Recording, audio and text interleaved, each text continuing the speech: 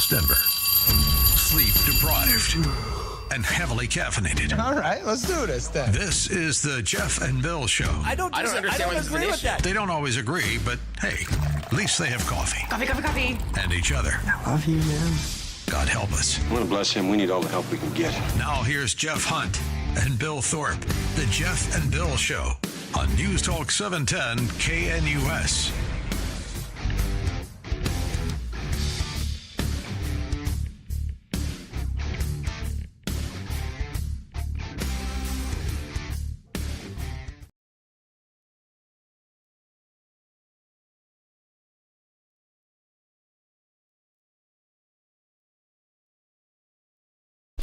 Well, it is 6 a.m. in the Mile High City on this Tuesday, May 20th, 2025. Good morning, Denver, Colorado. You've tuned in to the Jeff and Bill Show, News Talk 710 KNUS. I'm Jeff Hunt, along with Bill Thorpe, bringing you the freshest insights, hottest takes from the right, left, and center. Colorado's blue, America's red, and that perfectly reflects this show and why we love your involvement. So give us a call, 303-696-1971. That's 303-696-1971. Or text us on the Dan Caplis Law text line at 720-819-5115. Got a great show. Lots to cover today, including GOP tax plan. We'll get into that. Wall Street Journal covering that. And then Jeanette Visguera. Jeanette Visguera. Yeah, back in the news. She is back in the news with a big award. And I had to remind some folks about who she really is, because she's getting a progressive celebrity makeover right now. I thought it was she'd won the Colorado Hide-and-Seek Champion Award. Staying away from ice. That's not it? No? Okay. Well, maybe not. Jeanette Visguera receiving quite an award from the Robert F. Kennedy Human Rights Foundation. Okay. What's the award? What's for what? It's for national leadership on human rights. Oh, okay. Yeah. Huh. Well, Robert F. Kennedy Human Rights Award. Meanwhile, she's held in an ICE detention center in Aurora. And what I like to point out is that she's getting the award basically for just refusing to leave.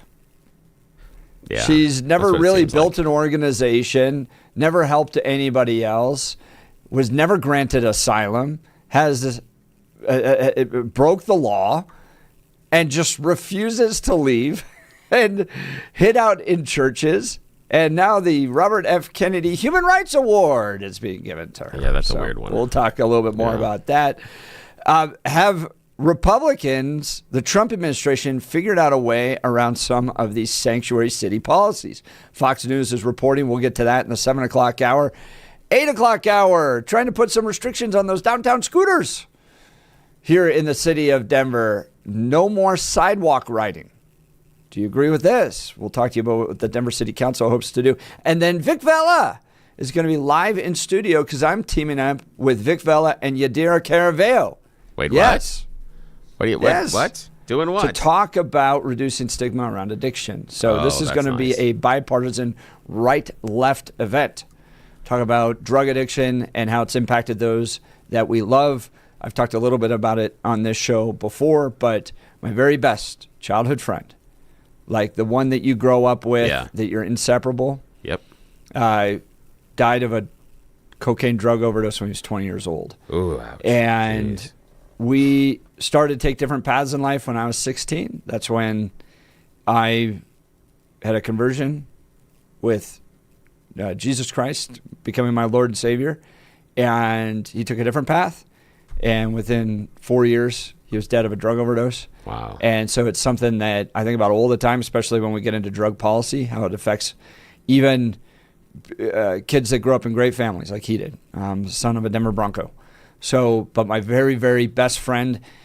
So we'll be talking with Vic Vela about that in the 9 o'clock hour. Oh, so good. He's now the founder of a new foundation called Back from Broken Foundation. Back from Broken. And he'll talk about some of his challenges around addiction as well. So, whole lot to talk about, but now it's time for your Tuesday morning dose of news and comment with Blake Olson. Blake Olson. Blake Olson, news and comment. Good morning. Terrific Tuesday. 40 and sunny in Denver. Expecting a high of 70 today. The 710 5-day forecast is coming up. Our top story, DJT, headed to the Capitol this morning to talk big, beautiful bill with those who will vote on it. 47 says he's confident that peace talks will soon begin between Russia and Ukraine. In a post on Truth Social, Trump said his call with Russian President Putin about the war in Ukraine went very well. They spoke for almost 2 hours Monday, and DJT suggested peace talks could take place at the Vatican. DJT also talked prostate cancer and former President Biden on Monday. The test was not so good either. In other words, there are things going on that the public wasn't informed, and I think somebody's going to have to speak to his doctor, if it's the same, or even if it's two separate doctors. Why wasn't the cognitive ability, why wasn't that discussed? And I think the doctor said he's just fine. And Secretary of State Marco Rubio appears before the Senate Foreign Relations Committee to discuss his department's proposed budget request. He'll be grilled on everything, including the Trump administration's use of the Alien Enemies Act. The Denver School Board will investigate discrimination claims against one of its directors. Board President Carrie Olson announced the investigation into Director John Youngquist in a statement to the Denver Post Monday. DPS Superintendent Alex Marrero claims Youngquist has behaved badly around the district's minority staff members, saying some of the director's actions carried racist and oppressive undertones. Chicago Mayor Brandon Johnson faces a federal investigation over his hiring practices. The U.S. Department of Justice says there's a reasonable cause to believe the mayor made hiring decisions based on race. I don't know what gave him that idea. He only talked about how proud and he was that almost actually everyone on his staff was black, and that's the reason they were so great. So they say he's violating civil rights, the Civil Rights Act. We'll see what happens there. One of the biggest frauds, once again, if not the biggest fraud, is former FBI Director James Comey on messy NBC to tell the little tale of how he just went on a little walkie-walkie on the beach with his wife, and they stumbled upon 4 numbers. He's so likable, I trust him, and I feel bad for him. You are back in the middle of a political firestorm. Yeah, for walking on the beach with my wife, so I don't know how we ended up here. It never occurred to me that it was any kind of controversial thing, but that's the time we live in. So take me back to the walk on the beach. We were walking on the beach. We went to the beach to prepare for this week, which was the launch of my book, and to think about the book and to prepare to answer questions about it. And we were walking back towards the road, and we saw in the sand someone had arranged shells with numbers. And Patrice, my wife, said, "Why would someone put an address in the sand?" And I said, "I don't know." And we stood over it, and I said, "I think it's some kind of like political message." No way. She said, 86, when I was a server, she did a lot of work in restaurants, meant to remove an item from the menu when you ran out of ingredients. And I said, well, to me, as a kid, it always meant to leave a place, to ditch a place. I said, that's really clever. So then she said, you should take a picture of that. And I did. And I posted it on my Instagram account and thought nothing more of it until I heard through her that people were saying it was some sort of a call for assassination, which is crazy. But I took it down. Even if I think it's crazy, I don't want to be associated with violence of any kind. Yeah, of course you don't. What a boob. I think he should have just gone with the ocean created this out of concern over Trump's climate agenda. Oh, that would have been a good one. The mermaids are sending a message that Trump needs to get more serious about the climate change. That would have been a good one. I mean, this Just guy instead of just stumbling upon it, no one believes that. Yeah, and then his wife in the restaurant business, so he takes a photo of it. Oh, I wonder what it is. A whole new world. Oh, is that? No, sorry, that's the wrong one. That's Aladdin. That'd work. Oh, that's Well, what is Under the Sea. What is Under there the it is, Sea? yeah. There you go. Leave it to Ariel. Billy. Ariel is not pull, MAGA. She's putting the seashells out there. Oh man, this guy. There's the crab, Just the never lobster, know, man. lobster, Yeah. and Oh, that's right. I'm No, going he's a through a crab. little. Was it no? Oh, Was is it it crab? I was a crab. What was his name? I Sebastian. don't know the difference. Sebastian. Again, I'm a fountain of useless knowledge. Yes. Yes, I know. And then And the Flounder? seagull is Is named it Flounder. Flounder? Flounder's a seagull. Billy Yes. pulls it, Well, man. what's the fish's name? What? What's the little fish's name? Oh, let me think here. Which one? You mean in Not Nemo? Nemo, but I think the- that's Dory. Dory, Nemo. But isn't there a fish in Little Mermaid too? I'd have to look because Sebastian is her friend, and then I'm no, wait, impressed, Flounder's man. the fish. Scuttle is the Seagull. seagull. Yeah, Scuttle's the seagull. Yeah, Flounder's the That's fish. awesome. Yeah, there we go. Yeah, and you're then the Sebastian's man, the. So the- I would have had more the carp. respect for Comey, which I don't have any. But if he had just gone, I think it came from the ocean. I think it was Yeah. the mermaids sending a Well, message that you're creativity. destroying the environment. Yeah, exactly. I would have too. God, that dude, yeah, he just gets to me more than almost anyone. All right, Dilbert creator, author, cartoonist Scott Adams. He has a podcast. I've listened to it a few times. And with all the talk of terminal cancer and Biden on Monday, Adams told his podcast audience about his prostate cancer that he's known about for a long time. Now, I realize that for some of you, this is hitting you kind of hard because you're hearing it for the first time. Weirdly, since it's old news to me, I've just sort of processed it. So it just sort of is what it is. Yeah, he spoke for about 3 or 4 minutes, maybe longer. It was interesting, but good luck to him, and love listening to him. But he talked about that on Monday, so very interesting. News brought to you by Lair Fireplace and Patio, Denver's premier source for everything fireplace, patio, and grills. Locally owned and operated since 1954. Online at lairfireplacepatio.com. 38 in Brighton, 37 in Castle Pines. And saw a couple bears people reported in Castle Rock, I believe, on Monday. So be on the lookout. 40 in Denver. Jeff and Billy continue Tuesday.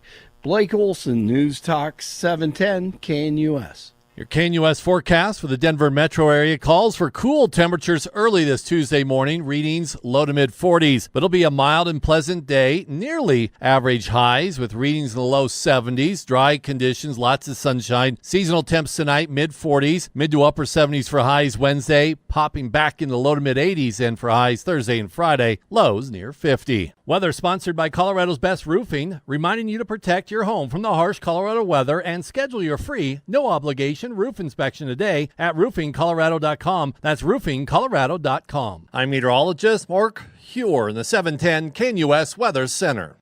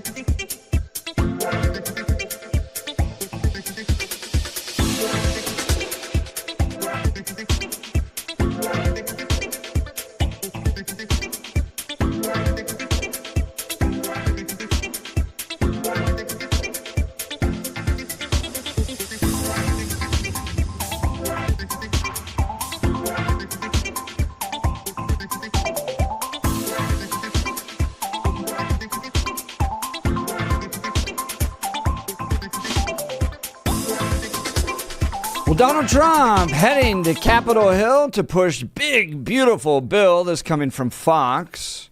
President Donald Trump is headed to Capitol Hill on Tuesday to push Republicans towards passing his big, beautiful bill. Bill, I think people don't realize just how brilliant we are sometimes.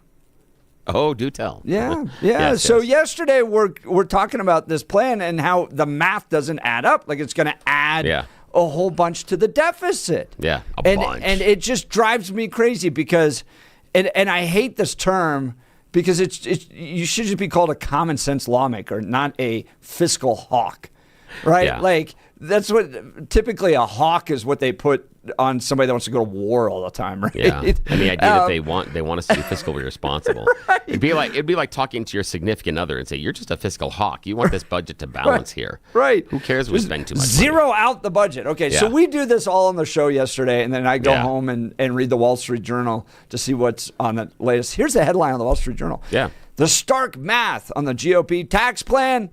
It doesn't cut the deficit. Hey, just what we were saying. Just what we were saying. Yeah, that's weird. I think Wall Street Journal should take a lot of advice from us. I think they should. So, in my position on this is, no matter what you cut, Democrats are going to complain about it. You cut $1 out of the federal budget. Yeah, that's probably and fair. they're going to go, people are dying under street bridges and stuff like that. What are you doing to grandma? You're rolling her off the cliff. All that stuff. That's just what Democrats do. It's how they play. So if they're going to do that, why not just go all the way with the necessary cuts that can get this country back into fiscal order? And I understand, okay, there's elections coming up. Yeah, but not this year. Next year. And could you lose? Sure, you could lose, right? But you're possibly going to lose just because of the way politics works anyways. When things bounce back in between parties, you might lose anyway. So why not be bold? Why not lead in a way that gets the fiscal, that gets our house back into fiscal order, right? And our country back into order and push that hard. Get what's done or get what's necessary to get this budget done and to make it make sense. So anyways, Trump's heading to Capitol Hill today to try to lock him down. Trump's visit comes as House Republicans are split between, here we go, spending hawks who want to cut more of the deficit and moderates who are seeking to expand tax deductions for Americans. Trump himself pushed tax cuts in a statement on Monday. If we don't get it, that means the Democrats will have stopped us. And that means people will get a 60% tax increase, the largest in history. And if we don't get it, we're going to have the largest tax decrease in history. So if I was in the House, I'd vote for it, right? I'm not happy, but I'd vote for it because the tax cuts are important and it's better than continuing to run Nancy Pelosi's budget. Can I just remind everybody we're continuing to do that even though Republicans have had control of the House for many years now? We're still paying Nancy Pelosi's budget. So if we can get some important cuts, NPR, some of those Planned Parenthood cuts, yeah, okay. Is it everything I'd like? Is it the major entitlement reforms I'd like to see? No, but I'd probably vote for it anyways. The House Rules Committee is set to vote on the bill just after midnight tonight, after the House Budget Committee approved the bill earlier this week. If the legislation passes through the House, it will face another, perhaps tougher battle in the Senate, where some lawmakers have floated breaking up the bill to pass certain priorities more quickly. Trump urged Republicans to, quote, stop talking and get it done, unquote. In a post on social media this week, Trump will attend the House Republicans' weekly meeting on the Hill, but it is not clear whether he will meet with individual holdouts directly. I'm not sure that's a meeting I'd like to take. I think you might get a little LBGA treatment, DJT in your face, pointing a finger. Meanwhile, Democrats argue the legislation is a handout for the wealthiest Americans. They are literally trying to take health care away from millions of Americans at this very moment in the dead of the night. House Democrat leader Hakeem Jeffries said on Monday, if the legislation is designed to make life better for American people, can someone please explain to me why they would hold a hearing to advance the bill at 1 a.m? He added, the Committee for a Responsible Federal Budget, a nonpartisan fiscal watchdog group, estimates the House is shaping up to add roughly $3.3 trillion to the debt over the next decade. Yeah. That's what we were saying. And the deficit spending is concentrated in the first 3-4 years. And that's important because the savings kick in normally after year 5. Remember, every year or 2 years, we pass a budget. So when any administration comes out and says, here's our plan for the next 10 years, stop counting after 3. Doesn't really matter. And so anything they say after year 3 is moot, because there's going to be probably a change in the politics. And so things are going to be moderated.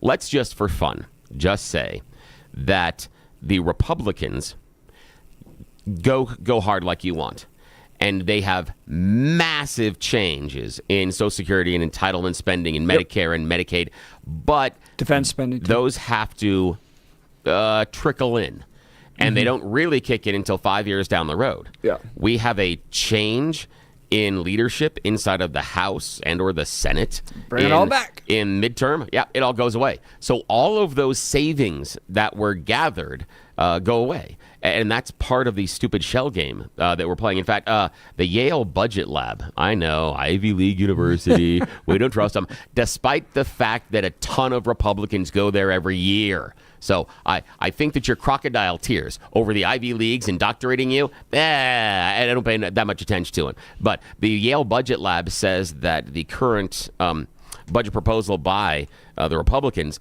would decrease earnings for the poorest of Americans and increased earnings for the richest of Americans. How does it decrease earnings for poor people? It's all I know is I'll have to look into it, but it's a decline of about 4% of their income in the bottom quintile, and it has to do with cutting the support services. And that's what's going to happen probably, is that when you sit here and you say that we're not going to, in order to make sure that Jeff Bezos and Mark Zuckerberg make sure they get large tax breaks, when you then cut down on the Medicare and Medicaid, that's impacting the lowest people. That's impacting the poor people. So you literally are trying to balance the budget on the back of the poor people while giving the richer people more money. And they're saying the top earners, increase their income about 4%. So it's a 4% net loss for the poorest in America and a 4% net gain for the richest. Seems on brand. That's a problem. That's a problem sell, I believe, to many Americans, that somehow the people that have been the winners in the economy over the previous 2 decades need to have the tax code help them win more. I disagree that they are struggling in any way, shape, or form. And so that's going to be that's a hard sell. But I don't think it matters to the GOP. I don't think it matters. No, because fundamentally you have a philosophical issue there where you literally have you're using the power of the government to redistribute wealth. So, I mean, up to the rich people. Just disagree with the idea of using the power of the sword to take other people's money to redistribute it to others. The cuts to entitlement spending, for instance, as I've pointed out, the amount of money that it goes out to entitlement spending is bigger than all the amount of money we've spent on all the wars combined in this country. It is a massive amount of money. And I think the way you solve primarily the healthcare issue is through transparency, not continuing to put more and more tax dollars into a wildly inefficient, unclear system of how those dollars are being spent. Explain to me, how does transparency fix the problem? I mean, just in a thumbnail sketch, I don't want to go too far into the healthcare issue, but how does transparency fix that?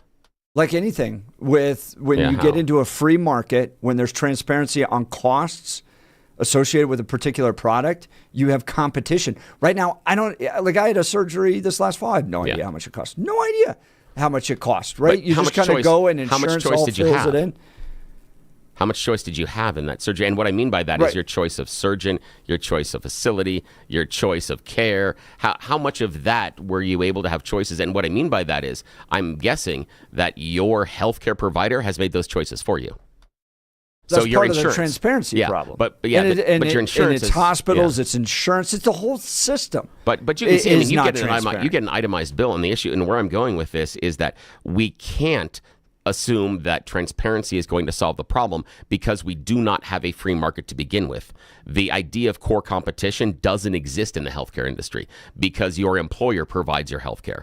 It doesn't matter. It doesn't matter if you like a particular healthcare and you really like it and you change your job and your employer has someone else, there's nothing you can do about it. Right. No, I think that system can be addressed. And that's the issue. So rather than transparency, we need to address that system because transparency won't. Yeah, transparency is part of that system. Transparency, but here's the idea. But if I have transparency with our healthcare here, they've already chosen a provider. The fact that someone else outside, because we've got Blue Cross Blue Shield. So if another provider is more efficient on what they deliver, I don't have a choice. So even that transparency, even knowing it, I can't choose. Yeah. I mean, you could have choice. But Bill, the bottom line being just handing a ton of money that you've taken from rich, successful people to the government to provide that healthcare system is literally the worst solution in all of that. But every other major country has done it, and that's the only thing. And it's terrible. No, not yes, according. It is. If not you according try to to statistics. Go to Canada and try to see a doctor for a surgery, you're going to be waiting a long time. On all that's not necessarily true because if it's elective surgery, yes, but if it's necessary surgery, not necessarily.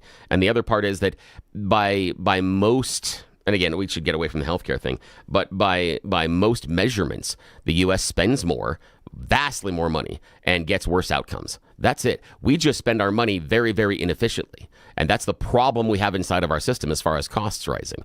And so that's it. Is we just do it in the dumbest way possible. If we were running this as a business, our business would fail because everybody else has figured out a better way to do it. Every time the government's got involved in anything, whether it's healthcare, education, social services. Look at Social Security, for instance, right? You've put record amounts of money, got worse performance. It is the recipe for the worst decision to make anything cheaper is to have the government get involved with it. So with regards to social services, the idea that, I want to bring it back to the budget here, that what we should do is take money from the most successful people and give it to the government to redistribute it through its social services is inefficient.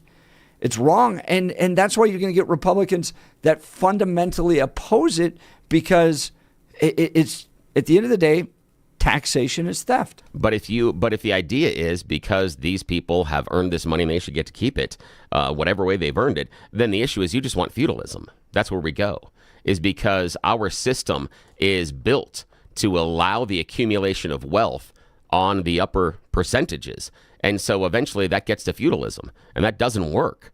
Basically, I mean, you're talking about abject poverty for the vast majority of Americans. Why does not taxing wealthy people result in other people living in poverty? Because the rich people didn't get that way by sharing the money. And so when you pull back, they run companies. No, they don't get that way. You don't think the Amazon employee? You don't think Jeff Bezos is sharing the money with his employees? Does Jeff Bezos? Does Walmart? The largest employer in the U.S., Walmart, do they pay what we would consider a living wage? Or do they pay people 35 hours or less so they don't have to provide health care? So that you and I, the taxpayers, have to subsidize those people's finances. That's the issue. We are allowing the rich people to make more money, places like Amazon and places like Walmart, and we are subsidizing their poor treatment of their employees. When Walmart doesn't provide health care, you and I do. That's the issue. So the solution in your mind, though, is to take money from the producers that build stuff. These are the people that come up with ideas that impact and improve every aspect of our lives, right? Walmart gets me an avocado from Mexico for 55 cents. Like, that's amazing, right? But you take the producers, and we're going to take their money and redistribute it through a government system that's wildly inefficient itself because we don't like the way that they treat their employees? How do you find producer? Because I would argue that the farmer that produced that avocado is the producer. The person that loaded on the truck, to sell it to, the person that put it on the truck is part of the production. Yes, that's truck a free market system right there. The truck that drove it here is part of the production. The shipping that got it to the shelves of the store is part of the production. But those are the people Walmart doesn't pay. And that's it. They keep those jobs Who artificially does pay low. them?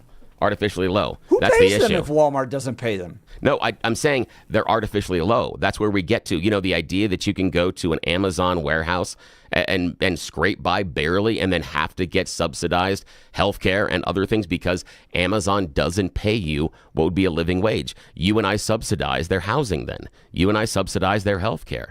Because Walmart doesn't employ enough people 40 hours a week, you and I pick up that cost on the other end. So the issue is that we are allowing those companies to grow based on our subsidy from our tax money. That's not okay.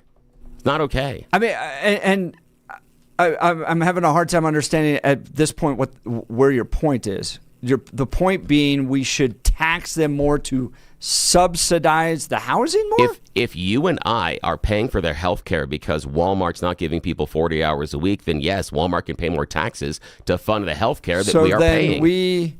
That we are subsidize paying them more so they can pay them less so that we subsidize more? That's the system? They're already paying them less. We need to take more. We need to get the money from them so that we can balance out the checkbook on the other end of the investment on the healthcare side that's exploding that we're paying for. They're choosing not to pay for the healthcare, so you and I do. That's it. So we are letting Walmart not pay for healthcare for a large majority of the employees, and then you and I subsidize them. I'm not okay with that. And we always complain about the fact that our tax money is subsidizing that, and that's what they're doing. Because I watch these commercials, and the commercials from Amazon are literally like insurance, health insurance begins today. If you sign up and work for Amazon, you will get health insurance beginning day one. So I'm not sure if that's correct. Anyways, let's get to the Colorado Farm Bureau. You guys are welcome to join the conversation, 303-696-1971, or text us on the Dan Caplis Law text line at 720-819-5115. Let's go to our friends at the Colorado Farm Bureau. Whether you pulled out your skis or snowmobiles this last winter, it was a great year for winter fun, but the snow means even more to Colorado agriculture, and I want you to know that our state's farmers and ranchers are doing their part to protect our future water resources. The people of Colorado agriculture always have conservation, efficiency, and reuse top of mind when it comes to water. As the metro area continues to grow, the Colorado Farm Bureau leads talks with state policymakers about preserving water for all areas of the state as pressure on the water system grows. Look, it's going to take all of us to find a solution. My friends at the Colorado Farm Bureau are leaders in water conservation and water policy. They understand how to balance water for crops and water for families, and they're doing more with less.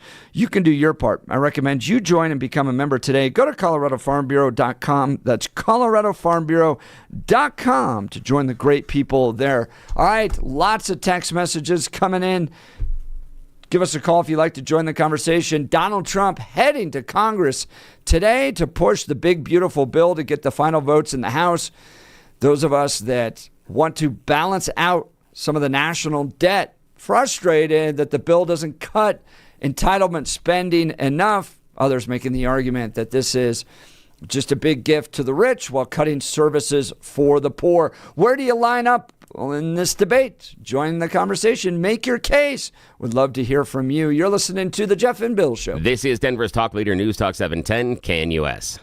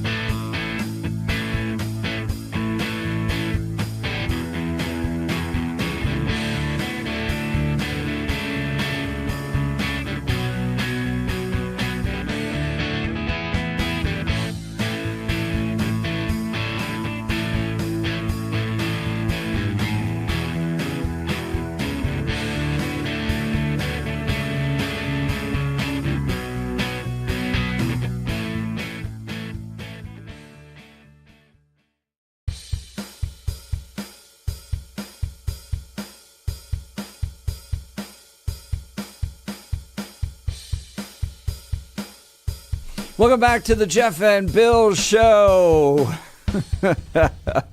True to form, the progressives are punishing those that are breaking our laws. It's kind of par for the course. Jeanette Vizquera, held by ICE in a detention facility in Aurora, is receiving the Robert F. Kennedy Human Rights Award.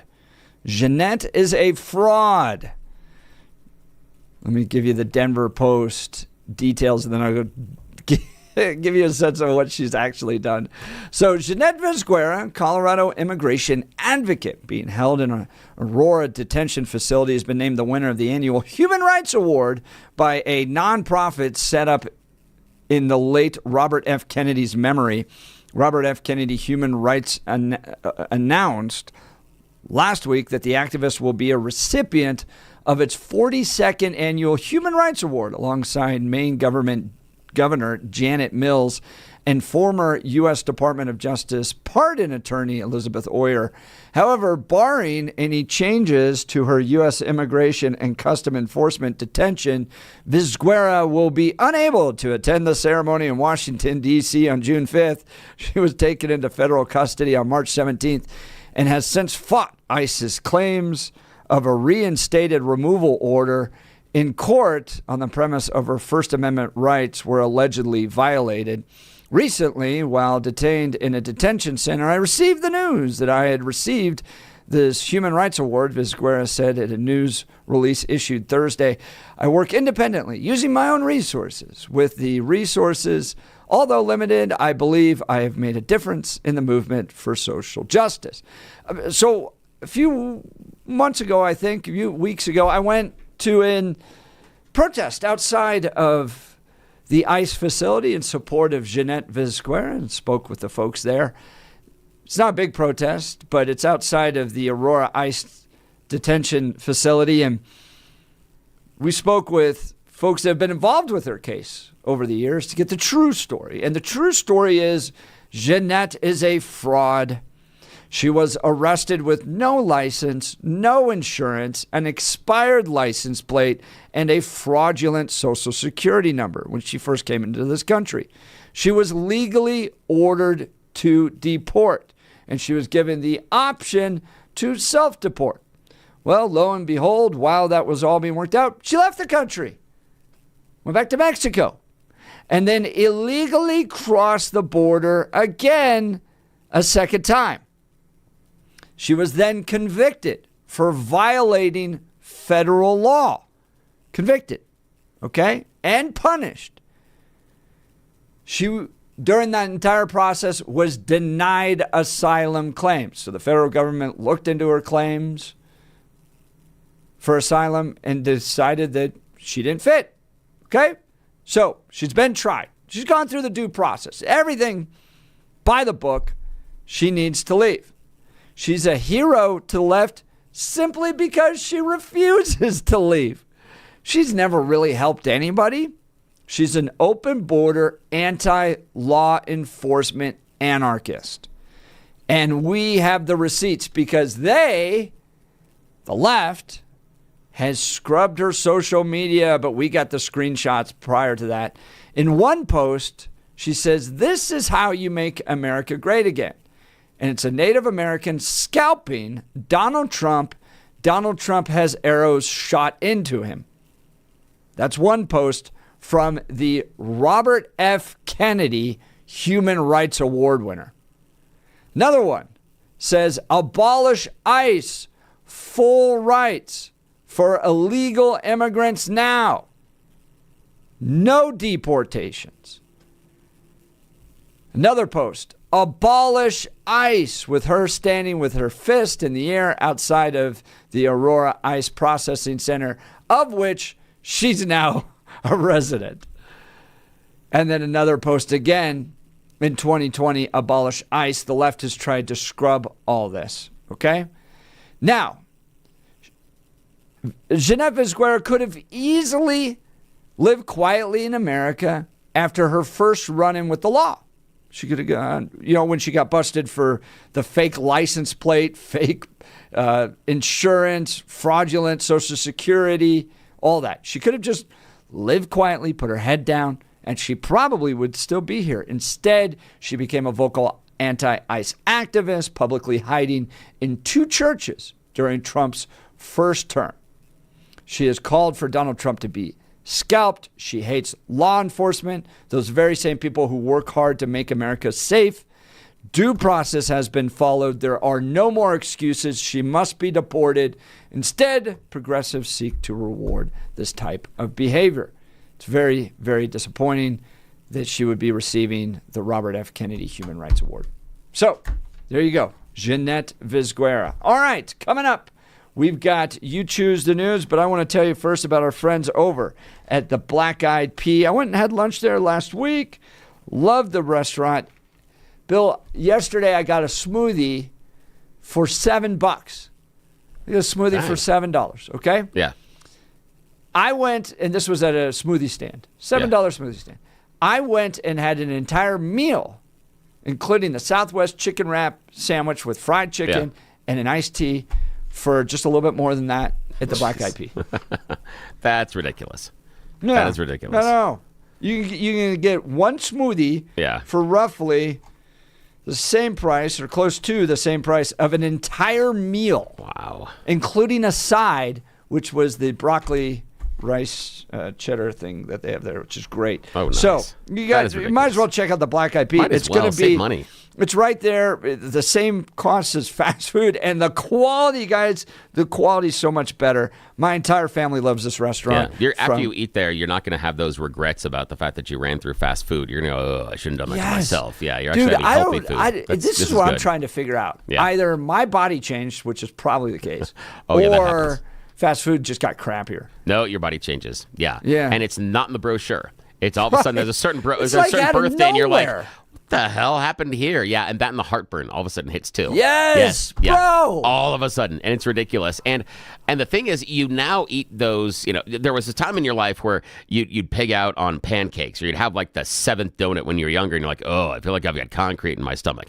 Now you can run through one of those fast food places. You get what would be considered a reasonable burger. You're not even going top of the line with all the stuff on it. Just something reasonable, and you're like, oh, I feel like I got concrete in my stomach. But that's not the case with Black Eyed Pea because they're using good ingredients. Good. It's locally sourced. 8 locations, all along I-25. I went to the Lakewood one last week. The one I normally visit is here in Parker. Bottom line, you want to take your family out to eat at the Black Eyed Pea. Everything's made from scratch. Here are their daily features, all right? Chicken fried Monday. Today, Tuesday, beef stroganoff. Wednesday is deep dish chicken pot pie. I got some runners in my family that love that. Thursday, chicken and dumplings. Friday, that's fresh cod fillet. Saturday is shrimp scampi. And Sunday is chicken marsala. Check it out on their website, Black Eyed Pea, Colorado. They also do catering. If it's a dinner party, rehearsal dinner, wedding reception, or company event, make it a success with Black Eyed Pea Catering. And no matter what the occasion, Black Eyed Pea gift cards, always great. So for your special someone, birthday favors, or holiday presents, they have you covered. I love everything about this restaurant. I know you will as well. Support local. Keep it in Colorado. Visit the Black Eyed Pea near you. We've got You Choose the News. Coming up, you're listening to The Jeff and Bill Show. This is Denver's talk leader, News Talk 710 KNUS.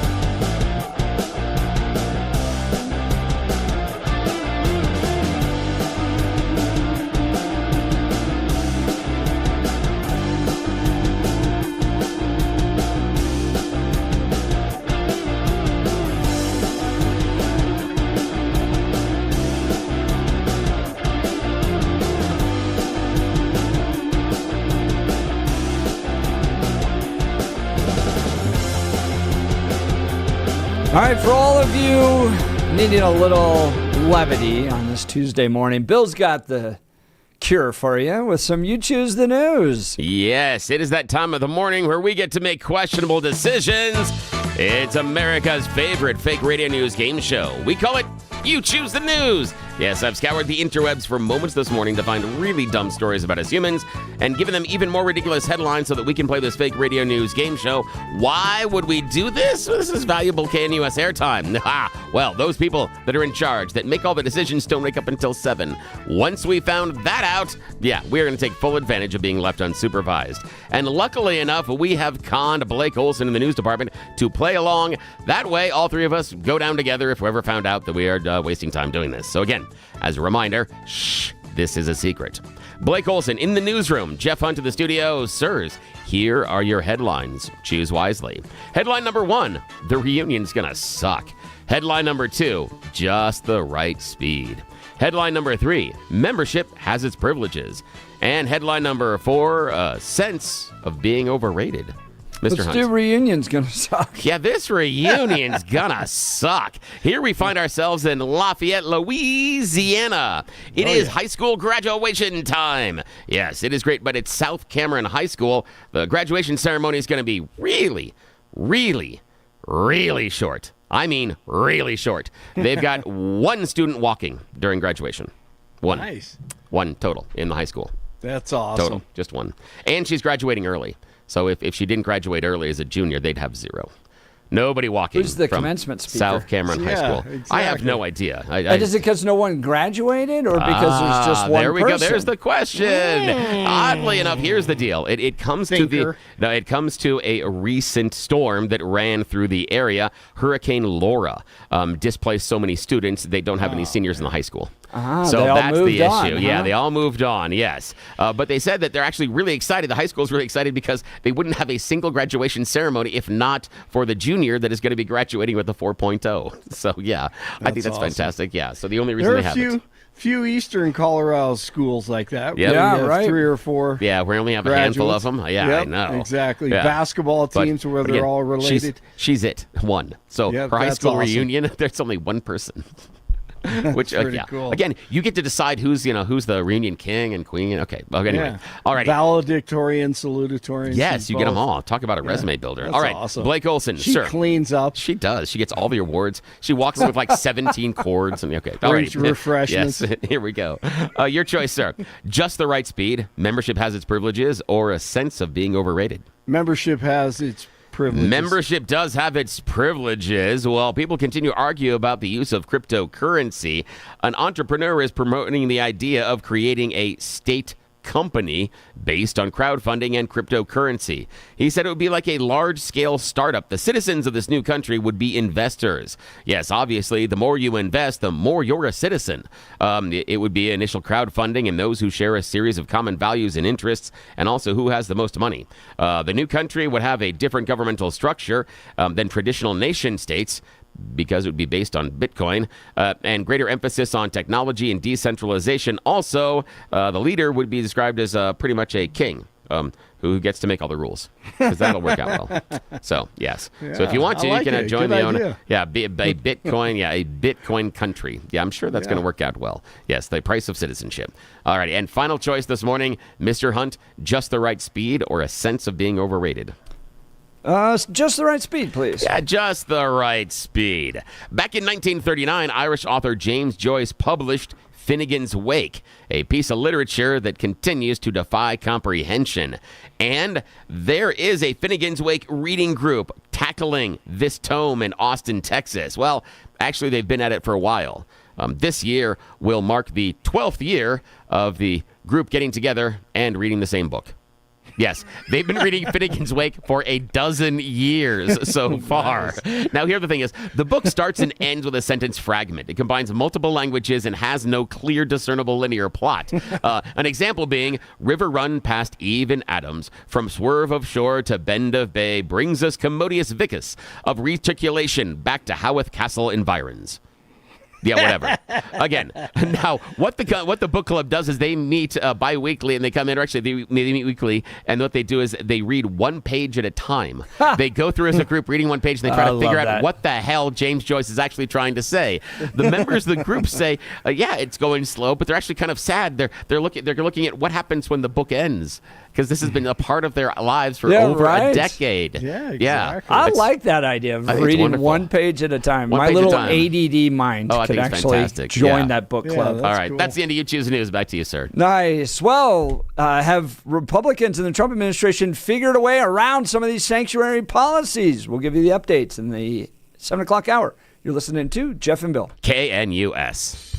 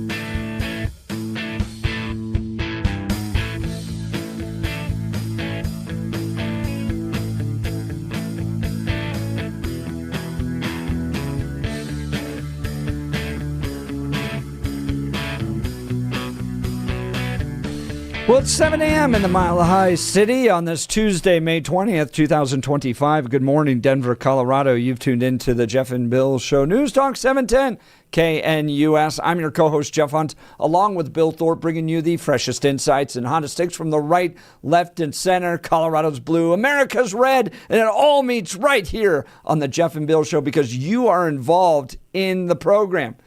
You can give us a call unlike those other stations or shows that are simply monologues or interviews, we have a talk radio show where you get to be a part of the conversation. So give us a call, 303-696-1971, or text us on the Dan Caplis Law text line at 720-819-5115. In this hour, Fox News reporting that a U.S. attorney in Los Angeles has unleashed a new task force to crack down on blue state sanctuary policies. How are they getting around the progressives' efforts to keep illegal immigrants in America? We'll get to that this hour. But now it's time for your news and comment with Blake Olson. Blake Olson. Blake Olson, news and comment.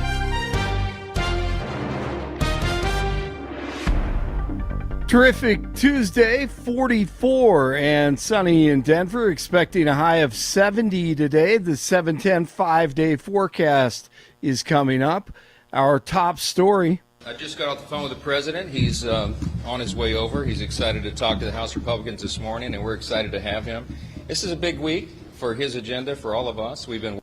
That's the Speaker, Johnson, of course, 47, headed to the Capitol this morning, as he said, to talk one big, beautiful bill with Republicans. Huge day.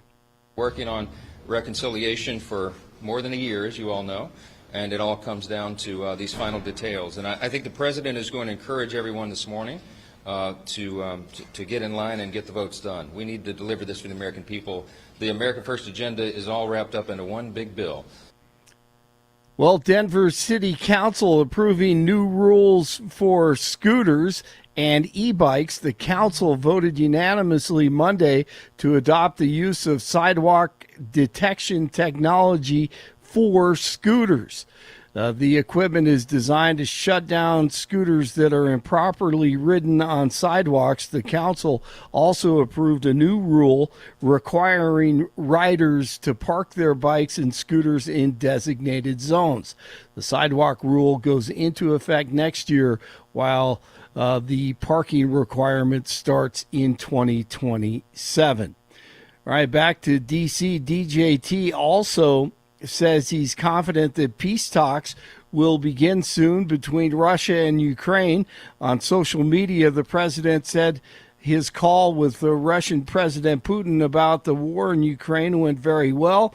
They spoke for almost 2 hours Monday, and DJT suggested peace talks could take place at the Vatican. 47 also saying it's crazy how things work out. Some good things came out of the lefty corruption in 2020. And then they rigged the election. And then I said, you know what I'll do? I'll run again and I'll shove it up there.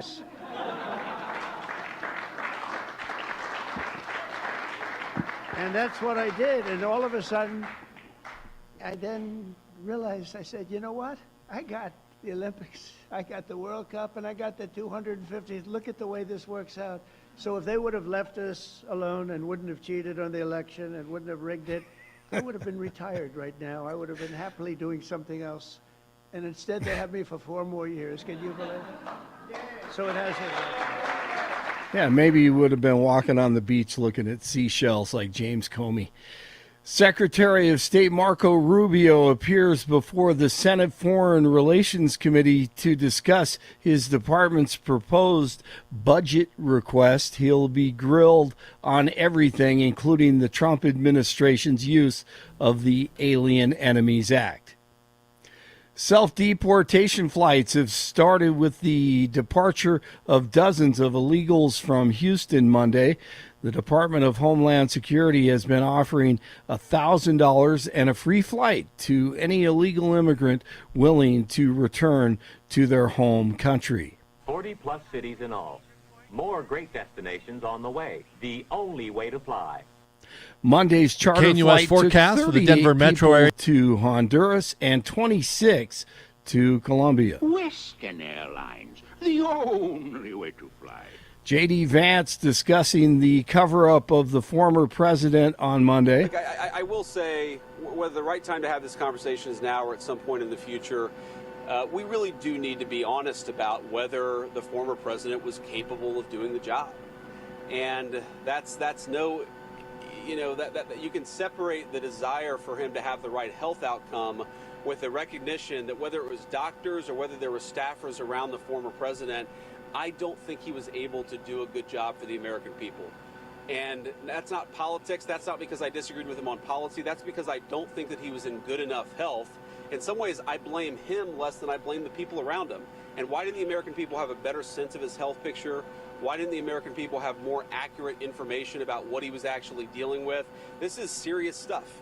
And this is the guy who carries around the nuclear football for the world's largest nuclear arsenal. This is not child's play, and we can pray for good health, but also recognize that if you're not in good enough health to do the job, you shouldn't be doing the job. And now a doctor on CBS this morning saying that he was really too old to have the screenings and detect it. So we'll have that coming up next hour. 42 in Thornton, 41 in Parker, 44 in Denver. Jeff and Billy continue. Blake Olson, News Talk 710 KNUS.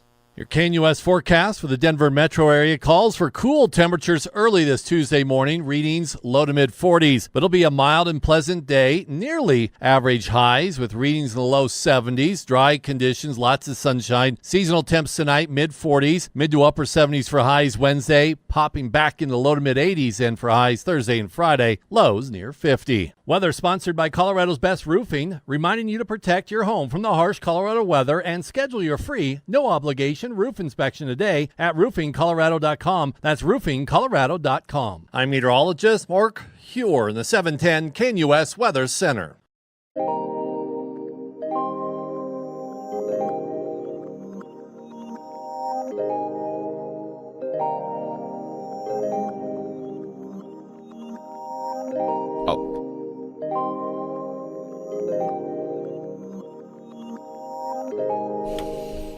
Welcome back to the Jeff and Bill Show. Fox News with an exclusive that came out yesterday. Flood the system is how one U.S. attorney in Los Angeles is tackling these blue state sanctuary policies, which, in Colorado we deal with. Like, one of the biggest grifts out there is the idea that we are not in a sanctuary state. Jared Polis is like, all the time, oh, this isn't a sanctuary state. Meanwhile, down at the Colorado State Legislature, they're like, can we sanctuary state even harder? Trying to pass every law to fight back against the effort to deport illegal immigrants in this state. So here's how they're doing it. It's called Flood the System. They even have an operation for it, okay? Operation Guardian Angel. This comes from the U.S. Attorney for the District of California, is taking major action to crack down on sanctuary policies in the Golden State. The task force, made up of assets from ICE, HSI, DEA, FBI, ATF, and Border Patrol, to begin scanning a criminal database every single day to identify arrested illegal aliens in local jurisdictions that DOJ can charge with felony illegal reentry. By the way, Jeanette Vizquera was charged with illegal reentry under a misdemeanor, but federal felony illegal reentry. They've made it almost impossible for ICE to do their job, issue detainers, and get criminal illegal immigrants out of jails. So what we're doing instead is we're going to start issuing warrants, he told Fox News. We're going to flood the system with warrants for criminal illegal immigration that are in county jails. They can ignore a detainer, but they cannot ignore a criminal arrest warrant. As soon as an illegal immigrant is booked into a county jail, we're reviewing their file. And if they meet the elements of illegal reentry, which is a federal crime, we are filing a complaint and getting an arrest warrant issued before they are released from state custody. They said that this is a first-in-its-kind program, which will make the Golden State a testing ground for other sanctuary jurisdictions throughout the country as the administration aims to get illegal aliens with criminal charges and convictions swiftly out of the United States. So, if you have missed this, here's the dance that's currently taking place, okay? If someone gets picked up and arrested and is an illegal alien, the state may notify ICE, but they don't have to. And in some cases, they're even, like here in Colorado, there's a video allowing them to go even if ICE has been notified, but ICE has to literally chase them down in a county jail parking lot because law enforcement is specifically forbidden by state law, here in Colorado, for instance, from coordinating with ICE. So it's like one of those 1930s black and white cartoons with a robber running around a parking lot because they've been let out by county officials, and then ICE has to chase them around and grab them to round them up. Now, here in Douglas County, Colorado, they have specifically sued in an effort to try to stop some of these sanctuary laws. But here's what the Trump administration has come up with. They've basically said, all right, guys, you're going to make us come up with these little criminal warrants every time we want to arrest somebody. A detainer is not enough. We have to get a criminal warrant. We are going to do that. And what this brilliant U.S. attorney for the District of California has done, he's basically created a team that's going through all the county jail websites, one by one, every day. You're going to make it a pain in the butt on us? All right, we'll abide by it. But our motivation, get these criminals out. So if you get popped and put into county, lo and behold, that district attorney's on top of it, running to a judge, getting a warrant. We're coming in because now these states can't directly violate a federal criminal warrant. They're doing 50 of these a day, which covers Los Angeles. There's already been 350 filed since Trump took office. They have no choice. They will comply. And if they don't comply, if they interfere in our ability to arrest a federal felon, they can expect to face consequences for that. So I don't expect any resistance from local authorities. Felony reentry was largely not prosecuted during the Biden administration. His predecessor, the U.S. attorney in Los Angeles under Biden, only filed 17 of these cases in 2 years. The attorney said transferring from local to federal custody is one of the better ways to get a hold of illegal aliens with criminal charges. This is the safest way for us to get a criminal illegal immigrant out of the country, get them while they're still in state custody, where they've been searched, where they have no weapons, and we can do a safe transfer. So, do you think that this U.S. attorney has cracked the code? Let's go to the phone lines. John in Lakewood. Good morning, John. You're on with Jeff and Bill. Morning. Good morning. Thanks for taking my call. I don't have much to say, but I got good news on this immigration. I was watching a clip. They raided a construction site in Florida, and the press was there. And there was, I suppose, with ICE. Somebody asked him, what about the employer that's hiring these people? And he come across, he said, yes, we're looking into employers. Is that good news? Do you know any more than I know? Yeah, I think that's good news. They've been targeting a few of them. And the issue being that the employers, and I actually saw an employer back east, and I forgot what her company was, but she had lost dozens and dozens and dozens of employees, and she was doing an interview complaining about how hard it is going to be able to rebuild her business and what's she going to do. And part of that, while I have empathy for her situation, part of it is she got into that situation by hiring people that were in the country illegally. And it looks like, based on the interview, that she did know at least, a majority of them were here illegally. I do think that the more efficient way to, I'd say, slow down the illegal immigration would be to step on the employers and make it more difficult for them. Agree. Yeah, it's a supply and demand issue. That if the jobs aren't here, there's less of a reason to come here. So yeah, I think that's much better rather than them. And here's the thing. Now we're going to talk about this just for a sec, John. What Jeff was outlining as far as the law enforcement going in and delivering warrants, yeah, that's extra work, but that's what the sanctuary cities have been saying the entire time. They're like, if you have to you have to show up with a warrant, you have to have a warrant. Okay, fine, then we'll show up with a warrant. Yeah, it's more complicated, but if that's the threshold they want, and you still want the illegal immigrants, that's the threshold you're going to have to cross, and then tell the sanctuary cities and stuff to shut up. But I do think the more efficient play is going to be to cut off the supply of employment.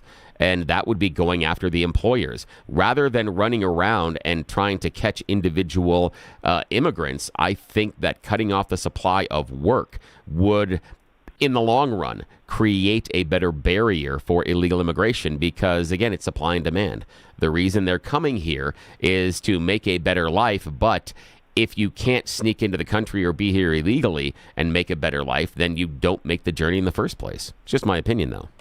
Yeah. I learned a lot on that clip. You guys probably know about it. They showed these guys. They got this little, looks like a cell phone. They can make the guy give a fingerprint and look up his record right on the job. Yeah, that's amazing. That's a game changer because, again, it is being able to process them immediately on site. Which is, And, you know, we were talking earlier, you know, you were listening, and Jeff and I were talking about wages and healthcare and everything else. Part of the fix to that would be to start employing more legal Americans or immigrants at many of those job sites, you know, regardless if they're hotels or construction or anything else versus the immigrants, because wages would have to rise. You know, there would be a lot of downstream benefit, in my opinion. I'm not saying like others, hey, kick all of the illegal immigrants out. I do have an empathetic heart for them trying to come here and make a better life. Too. Yeah, but the employers, I think, is where you do need to provide a lot of pressure in order to change the system. Oh, these employers, you know, I mean, they hire people at cheap wages, but then they're subsidized by the government. That means my tax money goes to help them. Am I correct on that? Yeah, that's exactly it. Yeah. To the tune of $356 million in the city of Denver alone. Yeah. I got one other comment, and then I'll, if you got time. This thing about Trump, Tom Homan, they're sending all these innocent people, getting them out of the country. You know, I agree, the Democrats, you know, we have a two-party system. They should be looking in and double-checking Trump. I'm all for that. But supposing they're really doing this, and the best they can find is this Garcia guy, then that tells me Trump and Holman aren't deporting very many innocent people. Does that make sense? Yeah, I mean, look, the folks that the left has made as the martyr for unfair deportations have turned out not to be martyrs whatsoever. The guy from Maryland, you know, was brought up on accusations of hitting his wife, of human trafficking, of being a member of MS-13. So, and here you have the senator. To be fair, those are flying down to defend him. To be fair, those are all accusations. And in America, you are innocent until proven guilty. And the issue being, and that's part of the pushback I have just on Garcia's case, is that if he is, prove it. But so far they didn't. We had the video of him driving what was supposedly a car involving 8 people in it. Yeah. Was he arrested and was he charged? No. That's a problem. You can't, based on a video or a situation. Yeah. The problem is we can't assume, but now we are. We're making the assumption that because he was stopped and the officers at the scene did not make an arrest, the officers made the choice. We now presume he's guilty. I got a problem with that. I got a solution to all this. Don't come to the country illegally. Well, yeah, he. I mean, it's like been deported once before. Yeah, we're bending over backwards for all these guys that we know broke at least one law, which is don't come to this country illegally. John, I appreciate the call. Yeah, thanks so much. Great call, John. John's line will be open 303-696-1971. 303-696-1971, or text us on the Dan Caplis Law text line, 720-819-5115. Great options over at Mountain High Appliance, guys. Discover incredible savings at their clearance center in Denver. All right, they got this clearance center. Here's the address, 601 East 64th Avenue in Denver. 601 East 64th Avenue in Denver. It's their clearance center where they offer a huge selection of ranges, refrigerators, washers, dryers, and more. You save up to 60% on open box. I'm going to say that again, 60% on open box, scratch, dent display models, and overstocked appliances from Bosch, Thermador, KitchenAid, and more. When you're looking for great deals on appliances, think Mountain High Appliance Clearance Center for best prices and selection. Guys, here's the plan, all right? Take your wife out to lunch and swing by. Just see what's there, right? You got a Saturday, or the kid's still in school, you got a little bit of time. Go swing by 601 East 64th Avenue in Denver. Take your wife out to lunch and just browse. See if there's stuff there. You could save 60% on some brand new models. Bosch, Thermador, KitchenAid, many more. Just because they have like a dent or they're overstocked or something like that. This is ranges, refrigerators, washers, dryers, and more. Not a bad deal. All right, we'll continue this conversation. The U.S. Attorney in Los Angeles facing sanctuary city policies of California going, okay, if you're going to force us to do warrants, we're literally going to check on every single person that gets incarcerated in California. We built a team of ICE, DEA, FBI, ATF, Border Patrol. They're combing through all the databases, getting the federal warrants, then jumping on these guys and getting them out there. But this would have been a lot easier because they, in the first place, could have just issued detainer requests. Just keep the guy so we can grab him. Instead, these sanctuary policies, which these states, sanctuary states that are motivated to keep illegal immigrants in their communities, are making it harder on the FBI, U.S. Attorney to get them out. They're trying to find a way around it. Would love to hear from you. Join the conversation. Phone call again, 303-696-1971. You're listening to The Jeff and Bill Show. This is Denver's talk leader, News Talk 710 KNUS.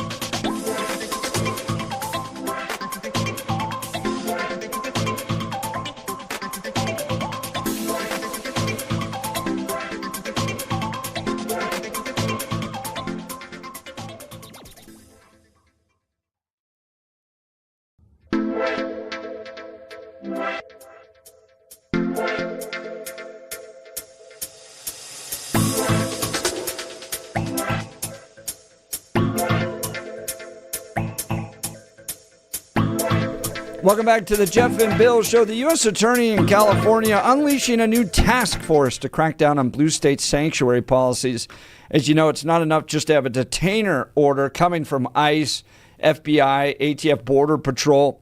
That's where the federal government tells the state that arrested somebody, hey, hold on to them. We would like to do something with them, either prosecute them, interview them, whatever it might be, but please hold on to them.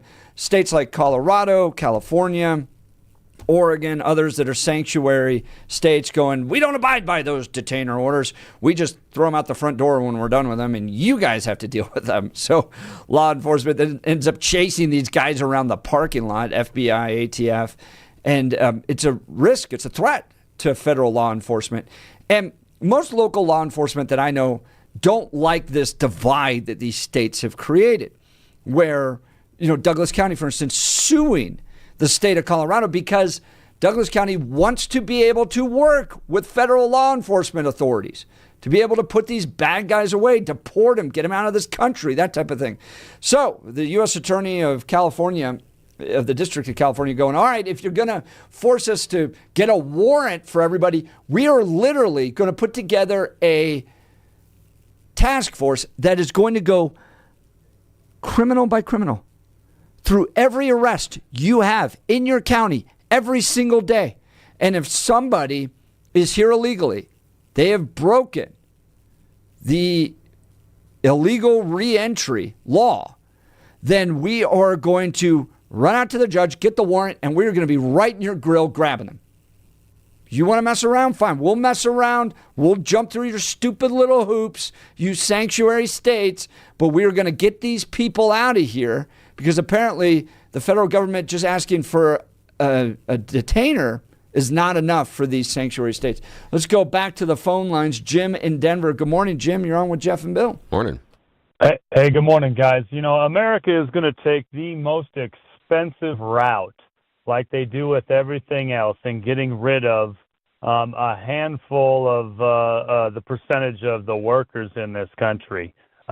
If they wanted to do this seriously, they would, as you guys are talking about, go for turn off the electromagnet that is drawing these people in, and that is the employers, the people that are handing them money on a weekly basis so they can send it back to their home countries. Jim, I agree with you in that sense that this draw, and you call it an electromagnetic draw because it's so powerful, of cheap labor for the American employer and better wages than working in El Salvador, for instance, for the illegal immigrant. Well, sure, but it's the American employer, the business class, that is outsourced in the 80s and 90s these American workers' jobs because 30% were unionized and another 30% non-union were getting the benefits, and they called these good jobs. So they outsourced these factories and built the same factory on the Mexico border in Mexico, and then the same factory in China, and now they're doing it in Vietnam. So there's a lot of hypocrisy here. And then what did? They insourced all these people to take the rest of the jobs. There is cause and effect. But here's the thing. I don't believe anybody is sincere about it, because what has the business class been doing with the people that they have to pay for ever since, World War II? They've been calling the American workers severely overpaid. Now we've got the MAGA wing of the Republican Party that wants the cheapest labor they can get a hold of around the world and has flooded this nation with cheap Chinese crap that we throw away in that massive trash can at the end of our driveways. When I was a kid, the trash can was tiny, but now we have to throw away most of what we consume. We won't keep it for any period of time. It's America, and I don't believe the business class is doing anything but humoring MAGA so they can get their next sets of tax cuts, or what I call government subsidies through the taxation system. And now, Jim, I got a couple of questions there for you. Now, one, there's one I hear a lot, and I understand, and that's why I don't push back on it a lot, is when people talk about the idea that we have all this cheap Chinese crap. And I think that's partially true and partially not true, because China, in my impression, over the previous 2 decades, has been trying to lean into technology production. And what I mean by that is, if you go around and you look at your computer, chances are assembled in China. Computer monitors, TVs. It's not just cheap plastic toys. I think there are other nations inside of the Asian Pacific Rim that have taken over some of that, and that's only because China understood that manufacturing plastic dolls doesn't make as much money as manufacturing flat screen TVs. And so they just went after it that way as far as technology and understanding where technology goes. So, we do get a lot of cheap crap from China, but we also get a lot of expensive crap that we spend lots and lots of time with. I mean, again, most of the computer systems and electronics that you use come from China. And there's a side story that we get into later about some things that have been happening as far as our energy grid because of some of the sourcing and technology inside of China. But the larger question I've got for you is, if you feel that America is trying to outsource these jobs and produce these things as inexpensively as possible, do you think we can bring manufacturing jobs back to the U.S. and the manufacturing industry back to the U.S. with Trump's tariffs? Does Trump's tariffs have the ability to accomplish the goal, in your opinion? No, Trump's tariffs are only for one reason. It's to make sure that we have broadcasts that our capitalist system relies on inflation. The tariffs basically allow us to admit that we are never going to have deflation, and we're going to have inflation, and we're going to have the ability to continue inflation. How do tariffs do that? I mean, we're printing millions of dollars a day. Well, the tariffs aren't even in effect. All they have to do is talk about the tariffs, and the advertisers, the business class, can never. They take the word price reduction out of their vocabulary because they can increase prices into the future. It's even without the tariffs. All they got to do is talk about the tariffs and give us the belief that we're going to have tariffs, and that allows everybody to move into the next evolution of our economy. Now, that's and that interesting, next Jim. evolution of economy is doing away with more jobs, going more towards technology, and increasing prices. The car is going to cost $100,000 in the short term. It's not going down in price. Some could, and some may not. And the issue being that I think there are going to be some manufacturers that'll come in and find that space. The Slate electronic vehicle, I think, is a good example of someone trying to find that low-cost space inside of the automotive industry. But you went a direction that I didn't anticipate, Jim, and I appreciate you doing that for us, as far as the idea that tariffs necessitate cost increase, both from domestic producers and international producers, because they do. And the idea being, and we saw it during the last Trump administration, as soon as he announced steel tariffs, domestic steel producers raised their prices to right underneath what the international tariff would be. And there was a thing that went viral yesterday where it was supposedly, again, I did not verify it, but I'm just going to take the story because it regardless of whether or not it's true or not, it proves the point. There was a story that went viral yesterday on social media of a Target employee changing some of the pricing structures already, and the employee said it was due to the tariffs. Again, I don't know if that is true or not, but the bottom line was that some electronics were going from $10 to nearly $20. It was almost a 100% increase. And the problem that I think you're outlining that surprised me, Jim, is where you're going, was that let's say those tariffs are erased tomorrow. That price is never coming back to where it was on Monday. The company will always hang on to a higher price. They may lower it if it's up $10. Oh, yeah, happens all the time. If the price is up $10, when the tariff is removed, they'll drop the price maybe $5 to $7, but they are not going to give up all of those financial gains. They will never give them back. And that's why there's inherent inflation designed inside of these tariffs. It's part of the problem. These prices won't come back down. Instead of giving up the price increases, the companies will go out of business and there will be less selection, which, is probably going to happen anyway because the labor surplus, which is why we went to China in the first place, is now gone. The labor surplus has moved to other regions like Africa and some of these other places. If we realistically, we're lying to ourselves about bringing these jobs back. Yeah, we can bring back a dozen chip manufacturers, but the government has to pay for those and lay money out for the next 50 years in subsidies and credits. And we're lying to ourselves about free markets. These prices are going up. A house is going to cost $1 million. A car is going to cost $100,000. And I still will not go to Walmart Jim, for another 25 years. This has been happening for 20 years. Oh, it's been happening since the how do you late blame 70s. tariffs? How do you blame tariffs for doing this? I'm not blaming tariffs. I'm saying tariffs have a role, and so does cause and effect in our lives. We can't just all of a sudden, as conservatives, shift and say, we're going to have MAGA take care of us. And this guy, this false god, the MAGA preacher Trump, is going to come in and make everybody right. He's not going to do it. He's picking your pockets, and he's lying to you about tax cuts. All right, and the prices tell are us going what to nowhere do. But up. Jim, Every single thing Jim, that our you president just said is this has been happening inflationary. since the 70s. You said this has been happening since the 70s. All right, so what do you do to address it? You lower our standard of living. You lower American standard of living. You go to the store and you buy one of 2 items instead of one of 7 items. Didn't Trump say that about dolls? Didn't Trump say that very same thing about dolls, and then all of a sudden people raked him over the coals?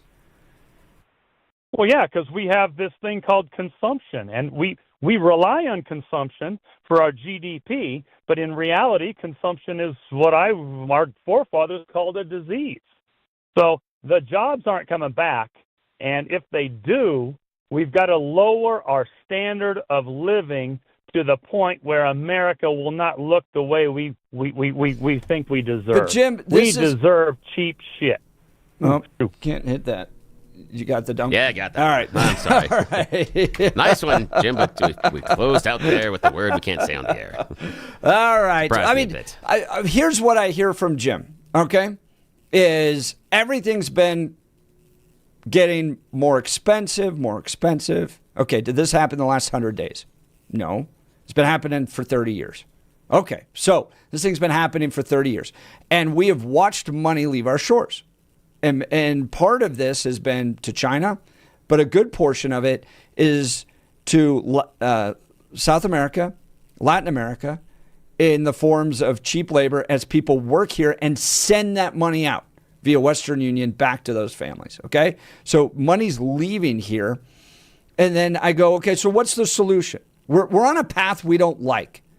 And Oren Cass talks about this in his book. Like, we are more obese, more depressed, more dependent on the government, have more consumer debt, have more federal debt, higher inflation than we've ever had in this country's history. Right? So things are, and there's no economic mobility. People aren't moving up. So we're stuck. So what do we do? What do we do to address it other than just continue down the path that we've already been going on? Well, feel free to join the conversation, 303-696-1971, or text us on the Dan Caplis Law text line at 720-819-5115. Look, I want to go back to the original discussion here, which was about the U.S. Attorney unleashing this new task force to deal with sanctuary city policies. The state of Colorado, the city of Denver, are sanctuary states and a sanctuary city. They've implemented policies preventing local law enforcement from directly working with federal immigration officials to get illegal immigrants out of our communities. All right?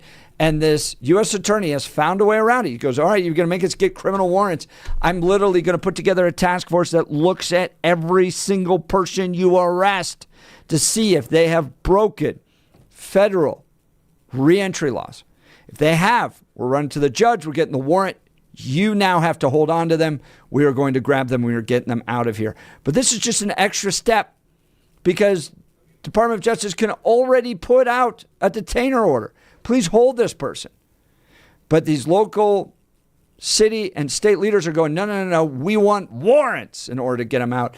They continue to throw wrenches in the immigration deportation system to get illegal immigrants out. Is it fair for them to do it?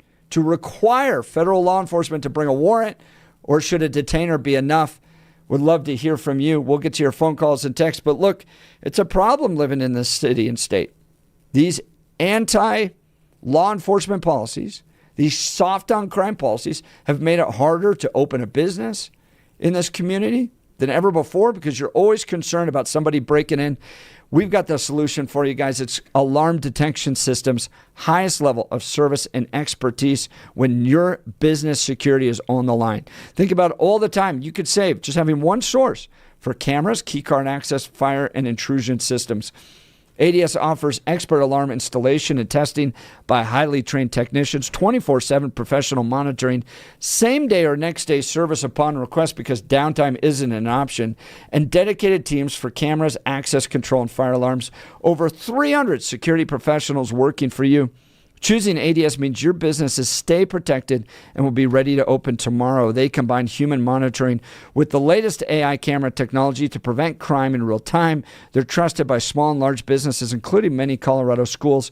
Their security experts will review your system for free. All you got to do, go to adsalarm.com to schedule an appointment today. adsalarm.com, alarm detection systems, the first choice of Front Range and Colorado businesses, adsalarm.com. All right, we'll continue. We got phone calls. We'll get to y'all next. You're listening to The Jeff and Bill Show. This is Denver's talk leader, News Talk 710 KNUS.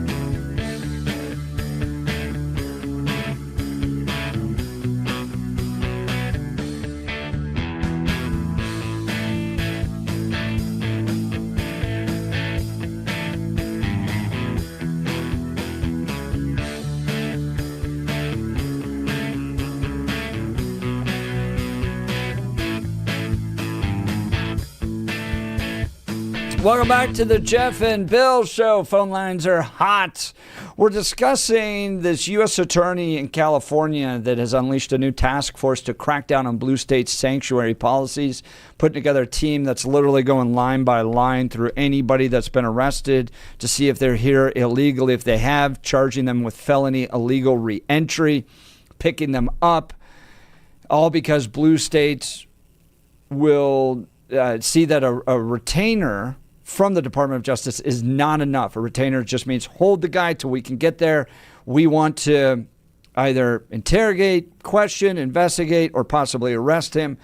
But these sanctuary city and state policies going, nope, we're going to let him out the front door. Once that happens, he's all yours. When that happens, they have to chase them around, or in some cases, go get them at their home. Well, they can pick up weapons. So they've already been searched. They've already been put into a county facility. Why not just allow federal law enforcement to pick them up there? It's all part of the sanctuary state policies of keeping illegal immigrants in this country. Let's go to Grant and Conifer. Good morning, Grant. You're on with Jeff and Bill. Morning. Hey, good morning, guys. Hey, old Jim there hit a nerve with me. The issue with talking about consumerism in this country and tariffs and how we got to this point of just cheap nonsense imported from this country is in part due to the liberal white boomer population that allowed this gate to be opened. And they're going to stand here in these times right now, and lecture everybody on why this country has gone off the rails. When in a certain time in this country, you could buy a part or a tool or something and pass the thing off to your grandkids. And they let this nonsense come in here, and it erased jobs. It put more garbage on the shelves. It filled landfills. It created a need for so-called technology that took all of the directives of raising a family, and we are now sitting in a place that kids don't know which PlayStation they need now. Now, Grant, I would push back a little bit on that as the idea that it is necessarily all liberals that did that, because conservatives for years have been pushing the idea of free trade. 100%. And also conservatives for years have been talking about the evils of unions. And that's part of the reason manufacturing left, was because of the weight of unions and wanting to manufacture the products and have less investment somewhere else. So I think there's a horse apiece on both sides on this one. But I do think that it's important to be clear in our analysis, right? Conservatives are doing that now with the neocon movement within the conservative movement. That we went to Afghanistan, spent billions of dollars there, if not trillions of dollars, and it failed.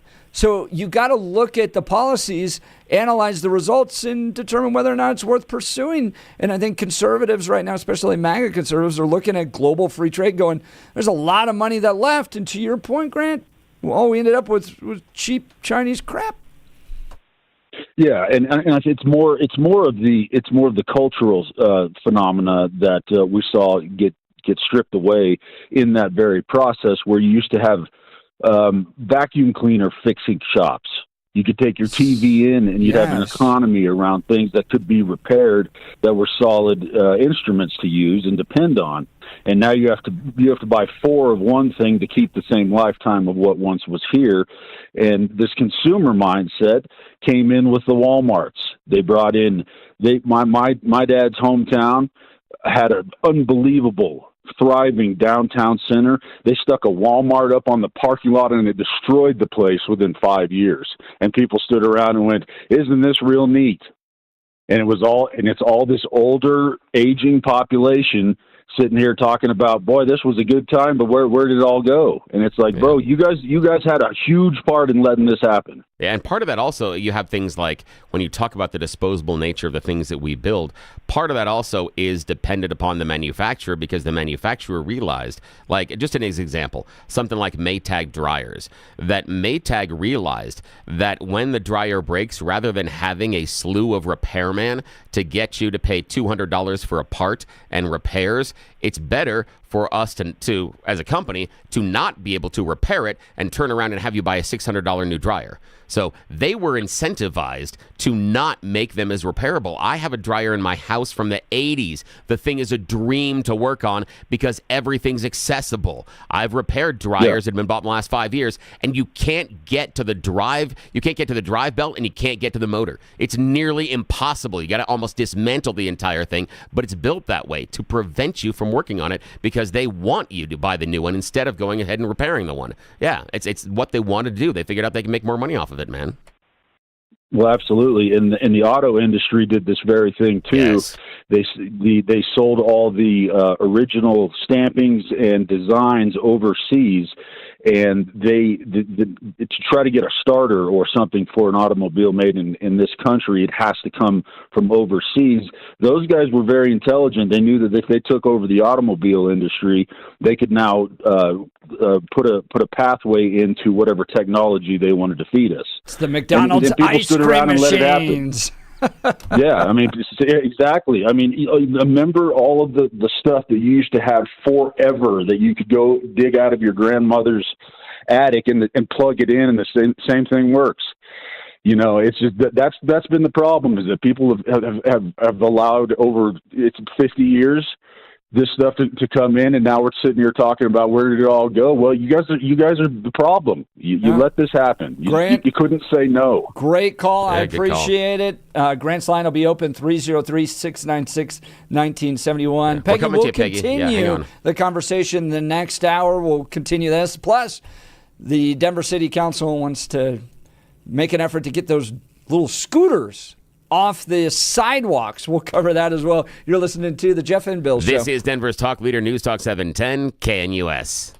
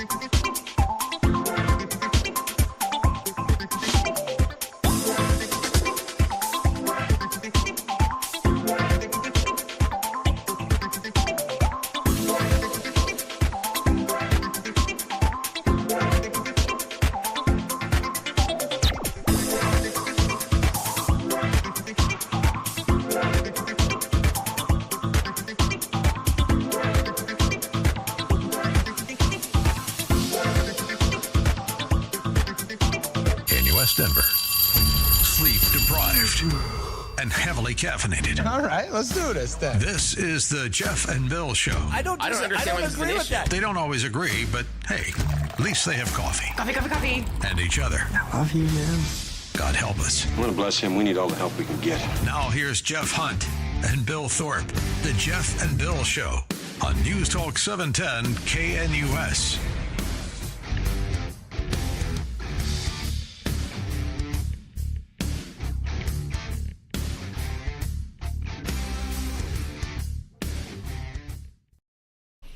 Well, it's 8 a.m. in the Mile High City on this Tuesday, May 20th, 2025. Good morning, Denver, Colorado. You've tuned into the Jeff and Bill Show. News Talk 710 KNUS. I'm your co-host, Jeff Hunt, along with Bill Thorpe, bringing you the freshest insights and hottest takes from the right, left, and center.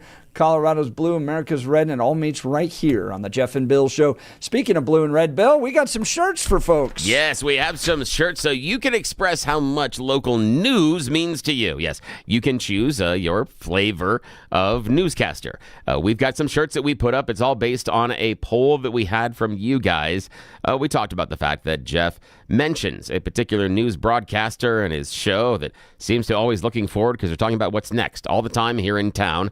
And that almost like, it's got a fan base. And every time Jeff mentions that particular outlet, Kyle Clark. all of a sudden, all of his minions are released to stomp down and create havoc inside of Jeff's feed. They often have purple hair, too. Yes, they do. So we decided they need a name. Any really good fan base needs a name. Taylor Swift, Swifties, Justin Bieber, Beliebers. You've got Jimmy Buffett and the Parrot Heads. So we got to know. We put up a poll about what we would call Kyle Clark's fans, and y'all chose Kyle's Karens. We were so pleased with the results. We have printed t-shirts for you. Yes, but it's not just poking fun at Kyle, which is, of course, all in good nature because he is part of the media that we are, but you can show that you like that flavor of TV broadcasting by picking up a fan t-shirt, or you can proudly declare you are not one of Kyle's Karens. Yes, so you've got to choose. Either you're a fan of Kyle Clark or you are not one of Kyle's Karens. We have a red or a blue t-shirt. Obviously, red if you are not a fan, blue if you are, and the design on it is done by professionals, not just me with Photoshop and paint shop and stuff like that. It's awesome. Yeah, so the edge looks like like you're wearing a sport jacket, a lapel, and there might be something else there on the lapel as well, but you'll have to take a look at yourself. And then also it says things like, I'm not a proud member of Kyle's Karens, or I am a proud member of Kyle's Karens. And I love the font that we used on this as well. Again, that phrase happens right there in the middle between the lapels, and Kyle's Karens crosses over the lapels as well, about the middle of the t-shirt. Now, this is one you can get in any size that you want, but we only are offering two colors, of course, because that's kind of the theme of the show, red and blue. You can proudly declare your fandom. So far, I have been told by those selling it, the red ones are selling very well. Only a single purchase for a blue t-shirt. Only one person that's a proud member of Kyle's. Yeah, we've only sold one. The question is, guys, who's that person? That person found the website and purchased a blue one. So I appreciate that. All the other purchases have been not. And all the rest of them are red. Member of Kyle's Karens. One single blue shirt has been purchased. That's it so far. Oh my gosh, dude! Yeah. I really do think that news station is collapsing. Yeah, I don't know many people who use it anymore. No. In fact, we're getting a lot more engagement on ours. Yeah, socials. we are. We're getting tons of more engagement on our socials. And so check us out, kyleskarens.com.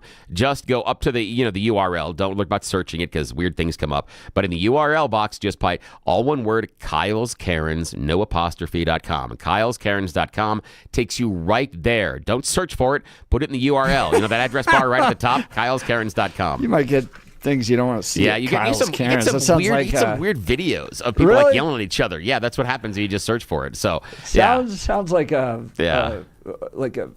brothel. It does. Kyle's Karens. Yeah, Kyle's Karens.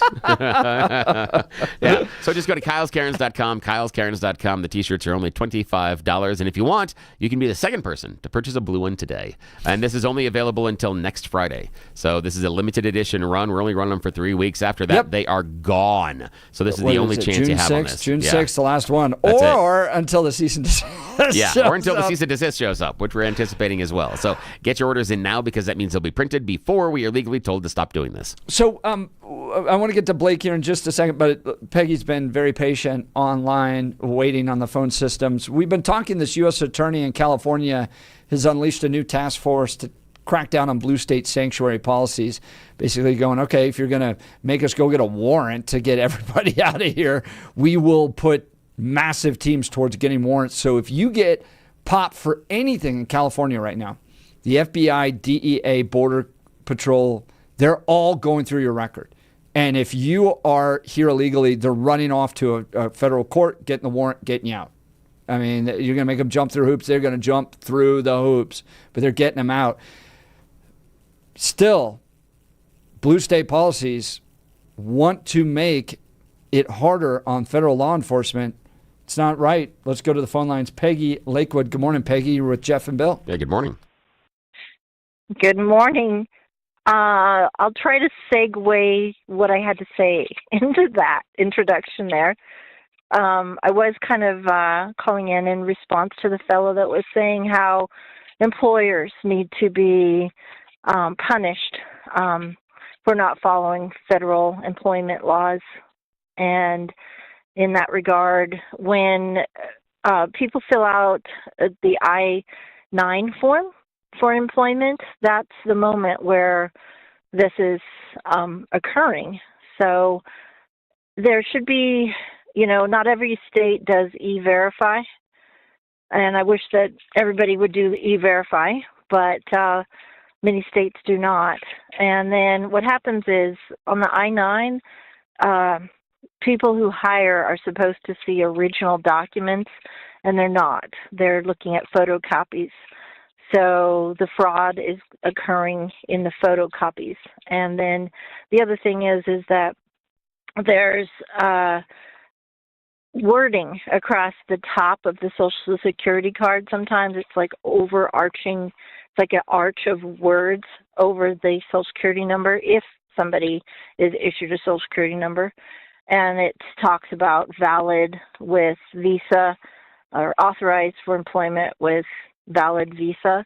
And unfortunately, employers or people in HR and signing those I-9s and hiring people, they don't really understand or care what that means. And they're like, well, there's a Social Security number in front of me, so I'm just going forward. But they really need to do the next step that looks at that visa and sees if it's an original visa and if it's active. Now, Peggy, I got a question for you. I have a question for you. Now, this is, again, just your opinion on your familiarity with the system. Do you feel... No, this is my work experience. Oh, yeah, that's what I'm saying. Yeah, that's what I'm saying. I'm just saying it's, you obviously have a level of expertise that neither Jeff or I possess. And so what I'm asking you your opinion on is, if, as one of the callers was suggesting, we come in and we institute harsher punishments and more reviews on these employers, would that help? I think it would help. Yes, I think so. There, at some point, there has to be some kind of accountability to who's signing these I-9 forms. And right now, if you look at the bottom of an I-9 form, anybody could sign it. Like your next door neighbor can sign it. Your lawn boy could sign it. So an I-9 is not signed by an authorized representative. It usually is, but if you read at the bottom of if you read the instructions of the I-9, which heaven forbid Americans read instructions, but anybody could do it. And so there needs to be, I think, a revamping of that I-9 form and enforcement and audits on the I-9. Now, what I'm hearing from you, Peggy, is that there is no real disincentive to hiring illegals, meaning there's no negative consequence per se to the employer, and there is a benefit to the employer, which could be lower wages and or not having to provide certain benefits. Also because that employee that may not be here in the country also probably won't take, things like medical leave and family leave. So what I'm hearing from you, based on your experience in the industry, is that there's no real disincentive to hiring an illegal immigrant. And in fact, there could be some benefits to the company to hiring that illegal immigrant. Is that correct? No, what you said is not correct. Once they get hired on, what do I get wrong?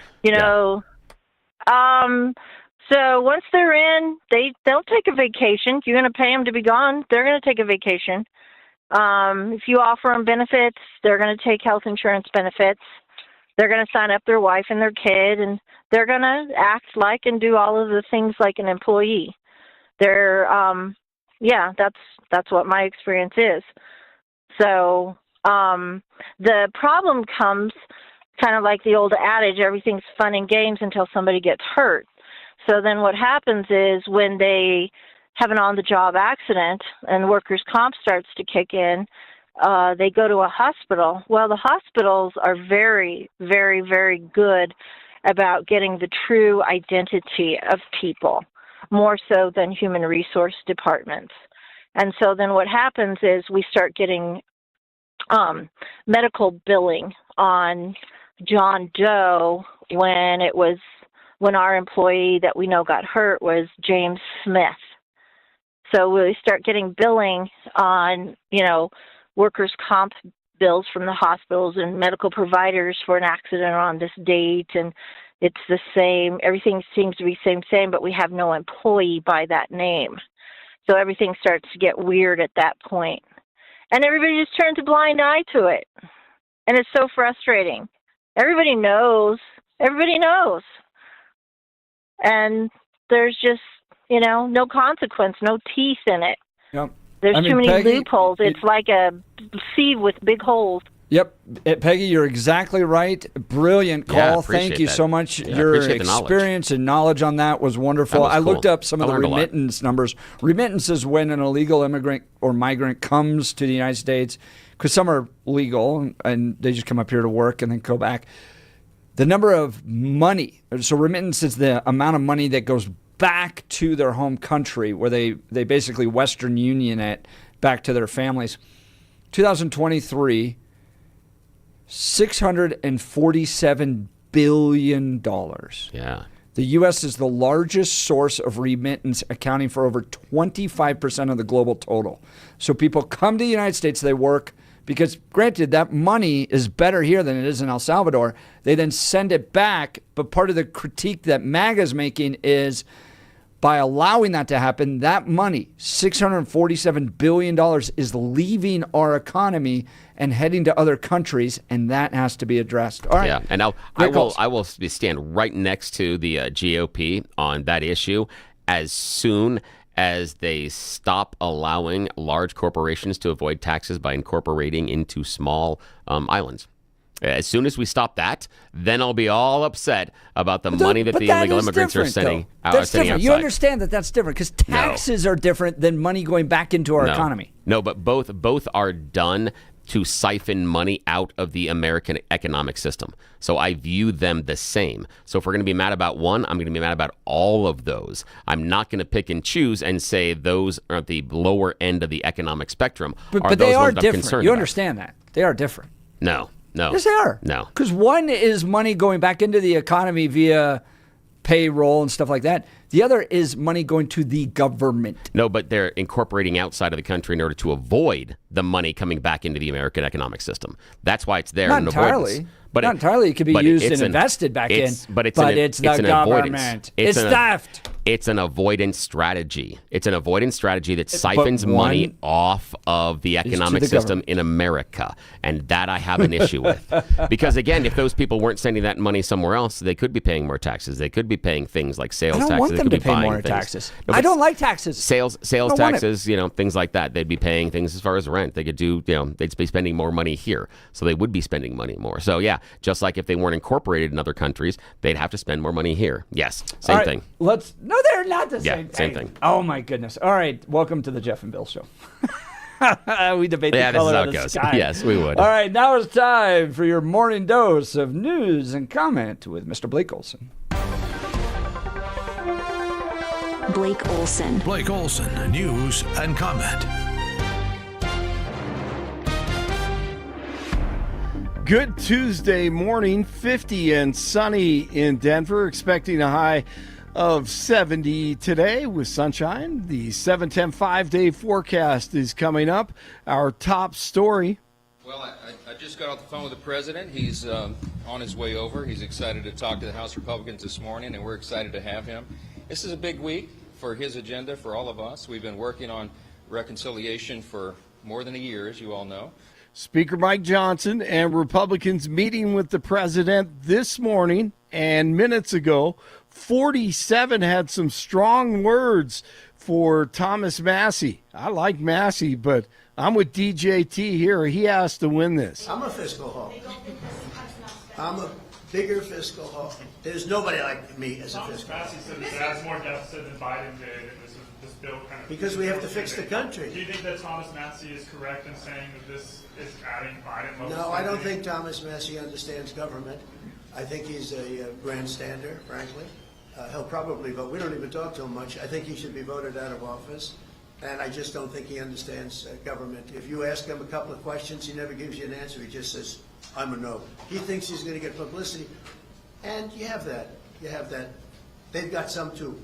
They are the lefties. And Hakeem Jeffries stomping his feet and whining again, of course, politics about the president meeting with House Republicans this morning. He says 47 is telling them they don't work for the American people. They work for him and Elon. To try to remind Republican Murphy's view that they don't work for the American people. They work for him and Elon Musk, and they better follow Montreal.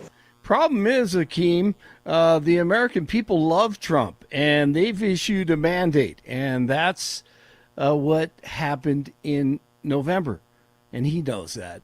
DJT also says he's confident peace talks will begin soon with Russia and Ukraine. 47 and Putin spoke for almost 2 hours Monday, and DJT suggested peace talks could take place at the Vatican. Dr. Celine Gounder on CBS this morning says former President Biden's aggressive prostate cancer went undetected because he was too old and they stopped screening. And he's 82. Normally, doctors will stop screening for prostate cancer at 75 or so because after that, the prostate cancers you typically pick up are very slow growing. And so the harms of all of the testing and treatment for something that may not kill you, you're talking about risk versus benefit. It may not be worth the risk. Nothing to see here. He was too old to get screened. Not too old to run the free world, though. DJT is hot this morning. Just a few minutes ago, once again at the Capitol, says he's launching an investigation into the Biden auto pen. The prisoners from the Congo are empty. You know where they are? They're in this country. Who would sign this? Nobody would sign it. No sane person would sign it. You know who signed it? Radical left lunatics that were running our country, and the auto pen signed it. And they didn't want him, and they were disappointed in getting him because they wanted Bernie Sanders. And then after about 2 weeks, they said, wait a minute, this is a gift. He'll do anything. We're going to use the auto pen. And they used the auto pen and everything. He didn't approve this stuff because when Joe Biden was with it, he would never have approved it. You take a look, he would have never approved open borders. Secretary of State Marco Rubio appears before the Senate Foreign Relations Committee to discuss his department's proposed budget request. He will be grilled on everything, of course, including the Trump administration's use of the Alien Enemies Act. 49 in North Glen, 48 in Lone Tree, 50 in Denver. Jeff and Billy continue. Blake Olson, News Talk 710 KNUS. Partly cloudy skies, a little bit warmer, upper 60s to near 70 today, but that wind will still be gusty and strong from the northwest, putting a little chill in the air. Northwest winds of 15 to 30, clear tonight, low to mid 40s, and breezy through evening. Temperatures will be warming to the mid to upper 70s Wednesday, 70s to near 80 Thursday and Friday. Between Wednesday and Friday, a few isolated afternoon and evening thunderstorms. Weather sponsored by Colorado's Best Roofing, reminding you to protect your home from the harsh Colorado weather and schedule your free, no-obligation roof inspection today at roofingcolorado.com. That's roofingcolorado.com. Meteorologist Don Day in the 710 KNUS Weather Center.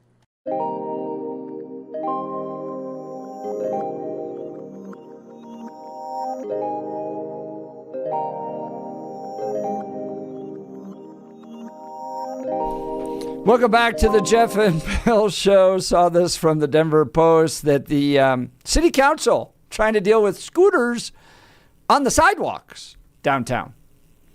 Out of all the things they've got to deal with. But is it a risk? Denver Council poised to approve new tech rules for scooters to keep riders off sidewalks. The ordinance, which includes new parking rules, is intended to improve safety for riders and pedestrians. So, Bill, when I was in Chicago, I rode little scooters around when I was there for the DNC because I would take the train down to the city because I wasn't going to spend DNC hotel prices. Oh, yeah. No way. Right? That'd be dumb. So took the train into the city, and then I'd just ride around from protest to protest on my little scooter everywhere. So I got a sense of what it's like to ride these, and I understand the concern about being in traffic with these because, like Chicago, you're not allowed to ride on the sidewalks with these scooters. And I think that's kind of right because you're walking, especially if you have kids, and people have been out drinking, and they're on the stupid little scooters after drinking, which is dumb, and they run into people. I get that you want to come up with a way to deal with it, but here's what they're dealing with. They're trying to adopt new rules for shared scooters that would add parking requirements in some places and require the use of technology to enforce a ban on sidewalk riding. It's the city's latest attempt to regulate the tens of thousands of electric scooter trips happening every day in the city, along with more e-bikes. The council's proposal, set for a final vote, would require scooter and e-bike sharing companies in the city, currently Bird and Lime, to install sidewalk detection technology on all their devices. This is a policy proposal to save lives, says Councilman Chris Hines. I think that's a little extreme. They don't detail anywhere in this article that anyone's ever lost their lives because they got run over by a scooter on the sides. But I can understand the injuries. And they point out that most of the injuries take place at night after people have been at the bars and drinking. They say we want to make sure that people have the ability to have the last mile connection, that car alternative connection. But we want to make sure that people are safe. So these little electric scooters have exploded in popularity since Denver began a pilot program for the devices in 2018 and the first quarter of 2025. Listen to this number. Riders took nearly 900,000 scooter trips in Denver. 900. That's almost 1 million scooter trips in the first quarter of 2025. Built 10,000 scooter trips per day. That's a lot. I didn't realize that. I didn't either. I didn't realize. And huge. The weird part for me is that if you would have said scooter versus bike, I would have guessed the e-bikes are doing better. But now that I think about it. You want to hear the numbers on the e-bikes? Yeah, I saw the e-bikes are much lower. But what is it? Much lower, 121,000. Yeah, now that's. Versus nearly 1 million. Now, then when I thought about it, I'm like, oh, well, getting on and off a scooter much easier, especially if you are dressed for work or doing something else, because it. I remember when. Denver Mayor Mike Johnston did a thing about biking to work. And it was obvious that he's never biked to work because of how he was dressed. It just was like, that's not what, that's just the real no way. Bike to workers have that little pant leg that's up. Yeah, they got a whole bunch of things. Yeah, and it's like, this, it just didn't, I'm like, no, that's not really what it was. So, but the scooter thing makes sense. And I'm shocked at how many scooter trips they are, but inside of an urban hub, it does make sense. Via producer John, John, right down the hall, brings his scooter in here, and what he does is he goes from his house, rides the scooter to the bus, and then gets on the bus, rides the bus, close to the station, gets on the scooter and finishes the trip. Yeah, 9 times out of 10. So yeah. Nearly 2,500 people have suffered scooter-related injuries between 2020 and 2023. That's over 3 years. That's not a lot. Not 2,500 over 3 years when you have 1 million people in a quarter. Yeah. I'd be curious about how many of those are to the scooter rider versus someone that they ran into. I'd be curious on that breakdown to see if the scooter riders are just falling off or if they're running into people. And I think that would be an interesting, only if it's weighted higher on one end or the other. Have you rid the scooters? Only once. Yeah. I did in D.C. It was a ton of fun. It's called micromobility. That's the term for all this. So basically, if you get on a sidewalk, the device is going to announce, exit the sidewalk, and there's going to be a message, no sidewalk riding. But here's what's the real kicker. Yeah. If this software recognizes you're on the sidewalk, it will charge you more. Now, that's a smart thing. That's the incentive that, because if you're just going to ride along, it's going no right on sidewalk, no right on sidewalk, as opposed to now you get to your destination, you get a little surcharge. Yeah, that's more efficient than the one I was thinking of. I was thinking of just kind of a sideways ejection seat to throw you into traffic. Just off the scooter into traffic. Just figured to get 2 or 3 of those stories, and we're like, oh, nobody's riding on the sidewalk anymore. Okay, theirs is much better and much more humane. Now, other people point out that the reason scooters are riding on the sidewalks is because they don't feel safe on the streets. Yeah, okay, here's the thing. It is Should we get John in on this one? Yeah, maybe we should. Hey, Corbliss. Yeah. Why don't you jump in on this since you ride a scooter to work every day? I'll go to the phone lines. Yeah, Carolyn, let's talk to Denver, and maybe we can get John Corbliss on, talk about his scooter experience. Carolyn, good morning. You're on with Jeff and Bill. Hello, Jeff, and hello, Bill. I grew up in Chicago, and I have to say that the comparison to Chicago is kind of not fair because Chicago actually has real sidewalks, the kind 2 people can walk down comfortably, where we have these little narrow stick of gum sized sidewalks. And I am a blind woman, and I can barely fit with my guide dog on many of them. But my point in calling is, I had to laugh at the mayor riding to work on a scooter, right? He's kind of out of touch with that. But the other issue with the sidewalks and scooters, first of all, growing up as a kid, we used to ride tandem bikes down the street all the time, and we felt safe in traffic, and that was in Chicago. But secondly, the real issue I have with the scooters on the sidewalk is when they park them, and I think the law says, or the rule says, to leave them parked on the sidewalk to the right side of the sidewalk. That's all good and well for people that can, go out into the street and get around them. But being a blind woman, and currently without a guide dog, you can crash into these things if you're not careful using a white cane, and then you have to navigate between the scooters in the middle, the cars that park by the curb on the one side, and the people that don't trim their bushes on the other. So my gripe about scooters on the sidewalk is rather large, and I'm not even sure what the solution would be, but clearly they don't belong on sidewalks. And Carolyn, you have a really important perspective, being blind. They are recommending designated corrals or parking spots, so you can no longer just leave them there on the sidewalk. Would that be helpful for you? Oh, that would be tremendous. I'm telling you, people park them at the foot of their steps on the sidewalk, and there you go. And as I say, if I'm not careful enough, I've got an arm with a big bruise to prove it, Oh, goodness. Wow. Well, Carolyn, your perspective means a lot to us. Thank you so very much for your call today. Caroline's line will be open 303-696-1971. He's got a scooter parked right here in the studio.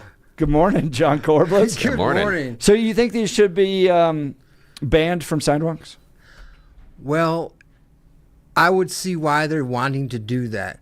Because just like drivers on the road, there are people who ride these scooters with no consideration for the pedestrians. And that's a really big problem. Yeah, we're moving faster, but the law is, the rule is you slow down for the smaller vehicles, on the road. So if I see a pedestrian crossing a narrow, walking on a narrow bridge, I'm going to stop, let them finish by, and then go on. Not everybody will do that.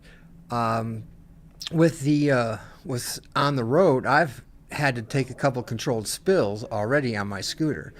I'm trying to make a turn, and the driver's not paying attention, so they cut in, and they're in my. These things they turn rather quickly, but they don't turn that quickly. So I ended up losing control, and I had to bail out on the grass on one, and another one was just people, seeing how close they can get, to shake that off. I love the bike. Yeah, they want to play the little games. It's like, oh, it's a scooter, not thinking that's real business. I love my scooter, I really do, and I I'm always considerate of other people. That's just the nature of who I am. And it seems like most of these accidents are happening at night while drinking's taking place. But I'll tell you, my concern, if I was taking little kids downtown, would be the little kids on the sidewalk while somebody's trying to zip by on a scooter. So, and this doesn't seem to be like that punitive, right? Like you rent these little scooters, you're going to get a little warning that says, get off the sidewalk, and then you'll end up with a nominal charge later for riding on the sidewalks, as opposed to, you're not calling for police to ticket these guys, that type of thing. I think downtown is a different idea for this. I think, if we're going to want people to come downtown, keep the sidewalks clear. Yeah. If I use bike lanes, if there's a bike lane on the road, I'm going to use it. Yeah. And there are a lot of bike lanes downtown. Use them. I wouldn't ride on the sidewalks at the 16th Street Mall. I'd ride down in the main concourse area. Mm-hmm. It's what it comes down to is good judgment. And if you're stupid enough to get on one of these things under the influence, then you know what? You get what you get. And if because you do that, you decide that you're going to hit someone, getting hit by a scooter is not fun either. So if you're going to go out and use your scooter, you're going to be under the influence, you get what you get. Yeah, and in that case, you might get a DUI, too. And maybe you should. These guys pointing out 6135, those scooters go 35 miles an hour, and half of those riders are drunk on pot or fentanyl. The lower third up here had you as John Corbliss, producer and scooter owner. Scooter owner. I love my scooter. It works, but you know what? Along with everything else, just don't be stupid. This seems like a nominal fine for riding on the scooters, and you're not charging police to chase down anybody that's driving a scooter on a sidewalk. And it seems like a good deterrent to me. So Denver Council poised to approve new tech rules for scooters to keep riders off sidewalks. Join the conversation. Give us a call, 303-696-1971. Thank you, Mr. Corbliss, for joining, resident scooter owner in studio here. Let's talk Mountain High Appliance. Guys, there's some great deals happening over at the Clearance Center. Here's the address, 601 East 64th Avenue in Denver. 601 East 64th Avenue in Denver. Clearance Center offers huge selection of ranges, refrigerators, washers, dryers, and more. Save up to 60% on open box, scratch, and dent display models and overstocked appliances from Bosch, Thermador, Kitchen, and many more. KitchenAid, and many more. When you're looking for great deals on appliances, think Mountain High Appliance Clearance Center for the best prices and selection, up to 60% off, guys. You might have a dent or an overstocked item. You can get by with that. Maybe you want to add a second range somewhere in the house or something, washer and dryer, and you're willing to deal with a dent on the back. It gets 60% off. What a deal. 601 East 64th Avenue in Denver. All right, Melissa, you're up next. Then Rick, we'll get to the phones. Denver Council poised to approve new tech rules for scooters to keep riders off the sidewalks. Is this nanny government or an important safety feature? You're listening to The Jeff and Bill Show. Denver's talk leader, News Talk 710, KNUS.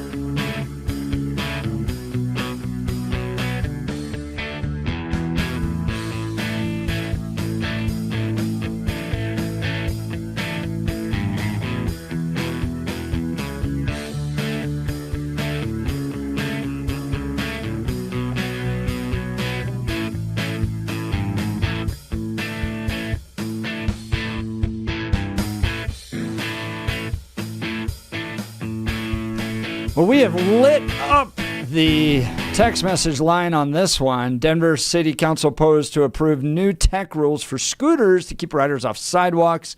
Rules aren't overbearing, in my opinion. They do a little warning sign. Please get off the sidewalk. Please get off the sidewalk. And if you continue to do that, you're charged a minimal little fine whenever you get to your location. And that may even go to the company. I'm not even sure that goes to the city. But text messages a lot. 6135. I heard you can get a DUI riding a horse. Yes, I think you can.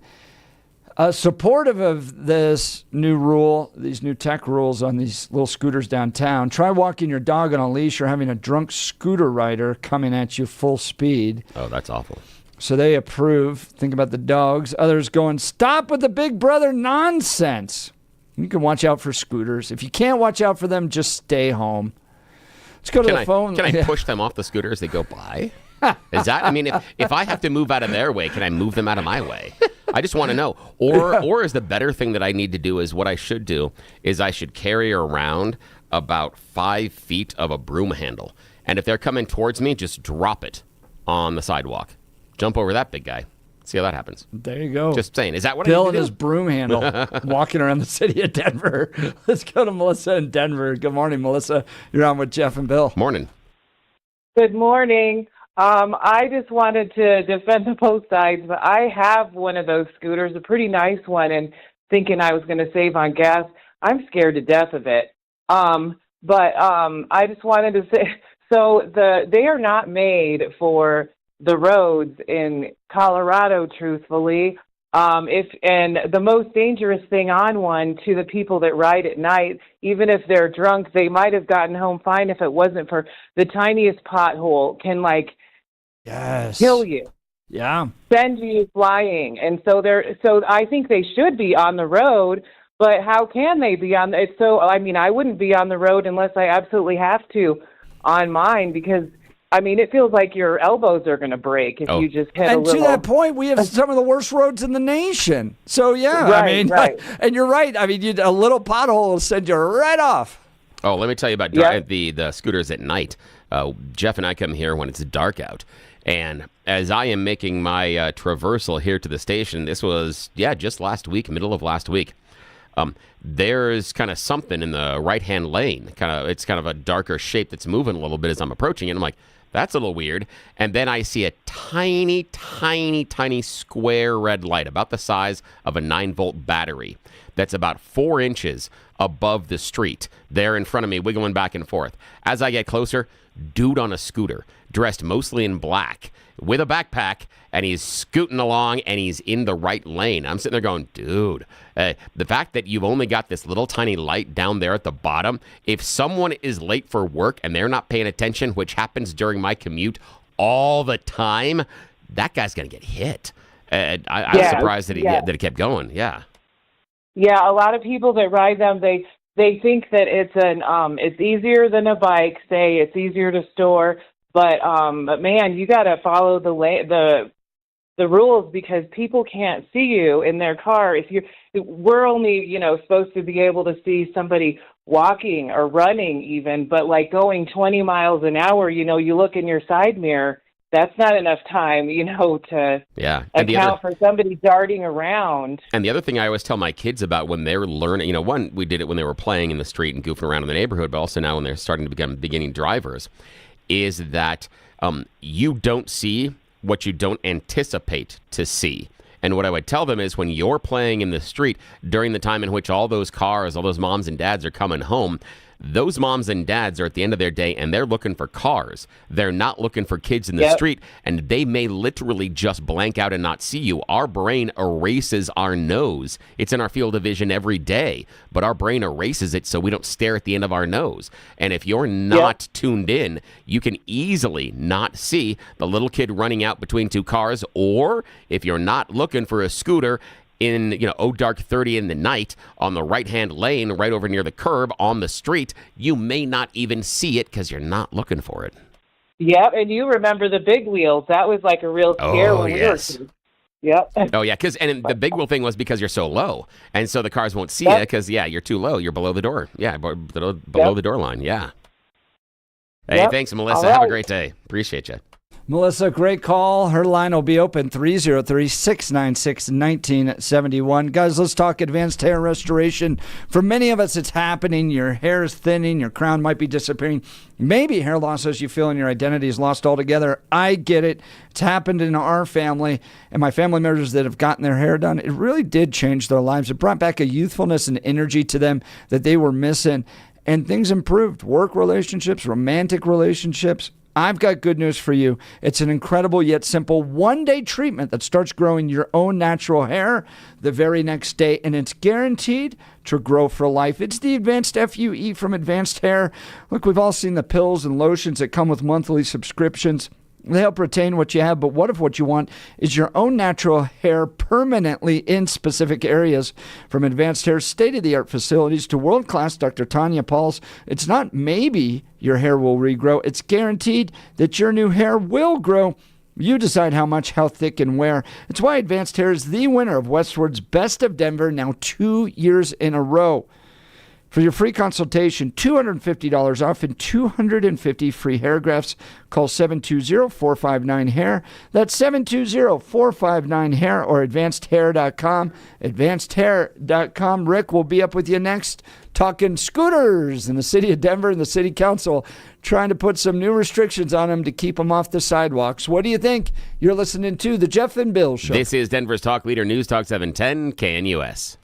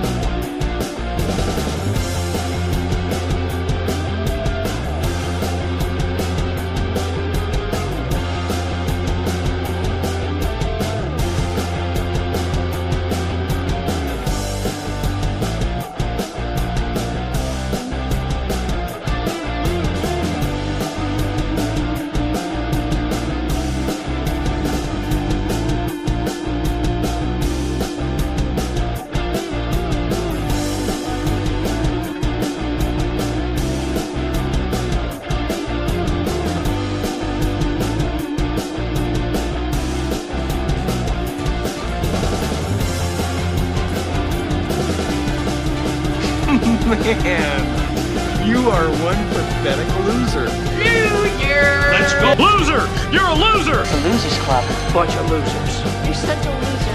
You made me feel like a loser! She's a loser. You are such a loser. Loser.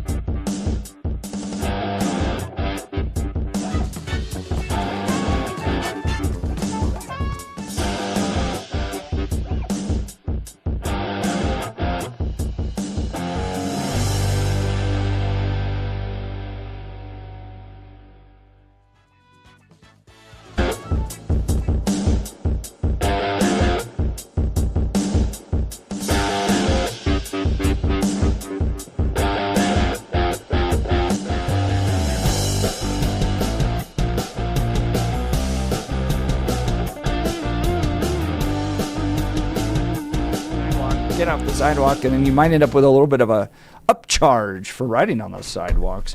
Do you appreciate it? What do you think of these scooters in Denver? I mean, nearly 1 million rides in the first quarter of 2025? That's crazy. Whoa! I didn't think they don't use that much. That's amazing. That is. We got Should have been an investor. Business. Yeah. And I'll be honest, when I first saw them come out, I was like, this is a perfect example of socialism. Communism. Yeah. Nobody ever really owns these things. They get tossed around, right? So no one ever takes pride in them, but apparently they're making a lot of money. Way to go. Let's go to Rick in Denver. And I was surprised it was the scooters rather than the bikes. Yeah. Good morning, right. Rick. How Good morning, are you? Rick. I walk the sidewalks downtown all the time. It's good to see that they are finally, taking some actions there. That doesn't include the skateboards. Ooh. You're getting knocked down on the sidewalks. Anywhere they're on there, they go running very fast on the sidewalks. And, you can't, there's nothing to really identify them or anything. They're just there and they're gone. And that's going on all the time. Yeah. Skateboards. Yeah, I'm an old skate rat, and I was a menace on the sidewalks. Yes. Well, there absolutely. still are, big time. And then also on the streets crossing is the unicycles. You see them, haven't you? I haven't seen unicycles. Go downtown, man. They got these really nifty. Really? Guy stands straight up. He knows what he's doing. Wow. Very fast on the streets. Got a fat tire on it. Those are the one wheels. Yeah, the one wheels. Unicycle, man. Okay. I was they're thinking down here. They're unicycle riders down here, really, and they're really good riders in the streets. Though they're not on the sidewalks, but that is somehow, they break the speed limit, and. So that's all goes on still, but it's good to have the city council taking some note of this. It's been going on ever since the last 4 or 5 years, man. It's been walking the streets down here. Sounds like it's an effort that you would approve to kind of clean up the city. Obviously, crime is a big part of it, right? People don't feel safe. That's part of the reason why nobody goes downtown. It's hard to park there. But two, look, it's not the best experience, especially for families, if you've got to deal with people whizzing by that've had a few to drink on a scooter. Well, it's an interesting place and provocative place for the families to come to, and they come, the ballpark and everything, and they're around. Well, you got to watch it, and a lot of people come from out of town with families too, right. And it can seem to be a little bewildering, but it adds excitement, but the cost of driving a car and just all the other. Things leading to chaos in the last 4 or 5 years are finally being addressed by the city council. So more power to them. It's got to continue because there'll be other. I mean, the manufacturers are really inventive now. Yeah, they are, and they can program that. Rick, great call. Sure, appreciate it. Thank you, Rick from Denver. Denver City Council poised to approve new tech rules for scooters to keep the riders off the sidewalks. So I think the most impactful call for me, Bill, was the blind lady just going, this is a real problem for me. And just the way where you park them could be a challenge. So please be sure to keep that in mind as well. All right, it's going to be, what's the temperature today? 71, seasonal and breezy. It's warming up, and then 75, 80, 82 on Friday. If your AC is broken or you want to get a new one, improved one, Guys, my family and I did the research. Our AC went out. It was from the original build of the house. I think we're now the third owners of this house. So it's been through some families. It went out. We did our research, found L&L Heating and Air Conditioning. They came in, installed it in a single day. Absolutely nailed it. No stress, personal service from start to finish. Our home is comfortable no matter what the weather. And with L&L Heating and Air Conditioning, we got peace of mind. Here's some of the deals that they're offering today. Free programmable thermostat or carbon monoxide detector with new furnace or air conditioner installation. No emergency charges. A $0 trip fee. Price match value guarantee on equipment. So no emergency charges. They're not going to charge you to come out.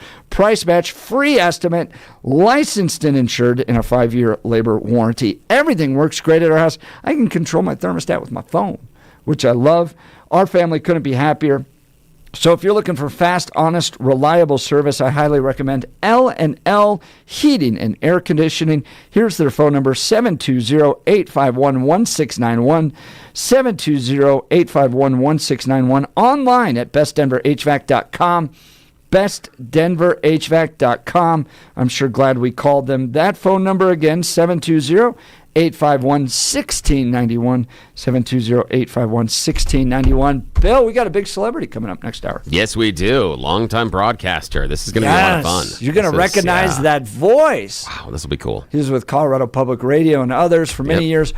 Vic Vela is going to be live in studio. He's now the founder of the Back from Broken Foundation, and I'm doing a joint event with him along with Yadira Caraveo. Yes, Jeff Hunt and Yadira Caraveo. I can't believe they let me. Normally it's featured speakers I'm always at the same happy event. to hang out with people, but I'm glad they allow me to. You guys are the featured speakers at the same event. Yeah. This is going to be amazing. So very, very cool. This conversation is going to get very personal for me, for Vic, if you don't know about his story. And if you have somebody in your life that's struggling with addiction, this next hour may very well change your life. Yeah, we've done a lot of support with advertiser with Step Denver, and looked at how they help men get off the streets as far as out of the throes of addiction, and Vic has got his own foundation and approach to it, and they've got a wonderful event coming up, and we're going to support his hard work. And again, coming back from being broken, it's a really difficult thing, and chances are you probably have somebody in your life, in your social circle, where addiction has touched, and it can be a whole litany of things. It's not just because... I heard a story at the DEA the other day of a dad who lost his only 2 sons on the same night. Oh, no. They thought they were taking Oxy. Oh, geez, yeah. And took a fentanyl pill. Oof. And they found them together. Both dead. He lost his entire family. God, this guy is not a drugged out family either. This was horrible. Just one of those things where the teenagers... They were going to experiment. Yep. Killed him. Ugh. Lots to talk about. Vic Vela, 5-time Edward R. Murrow Award winners up next. You're listening to Jeff and Bill. KNUS.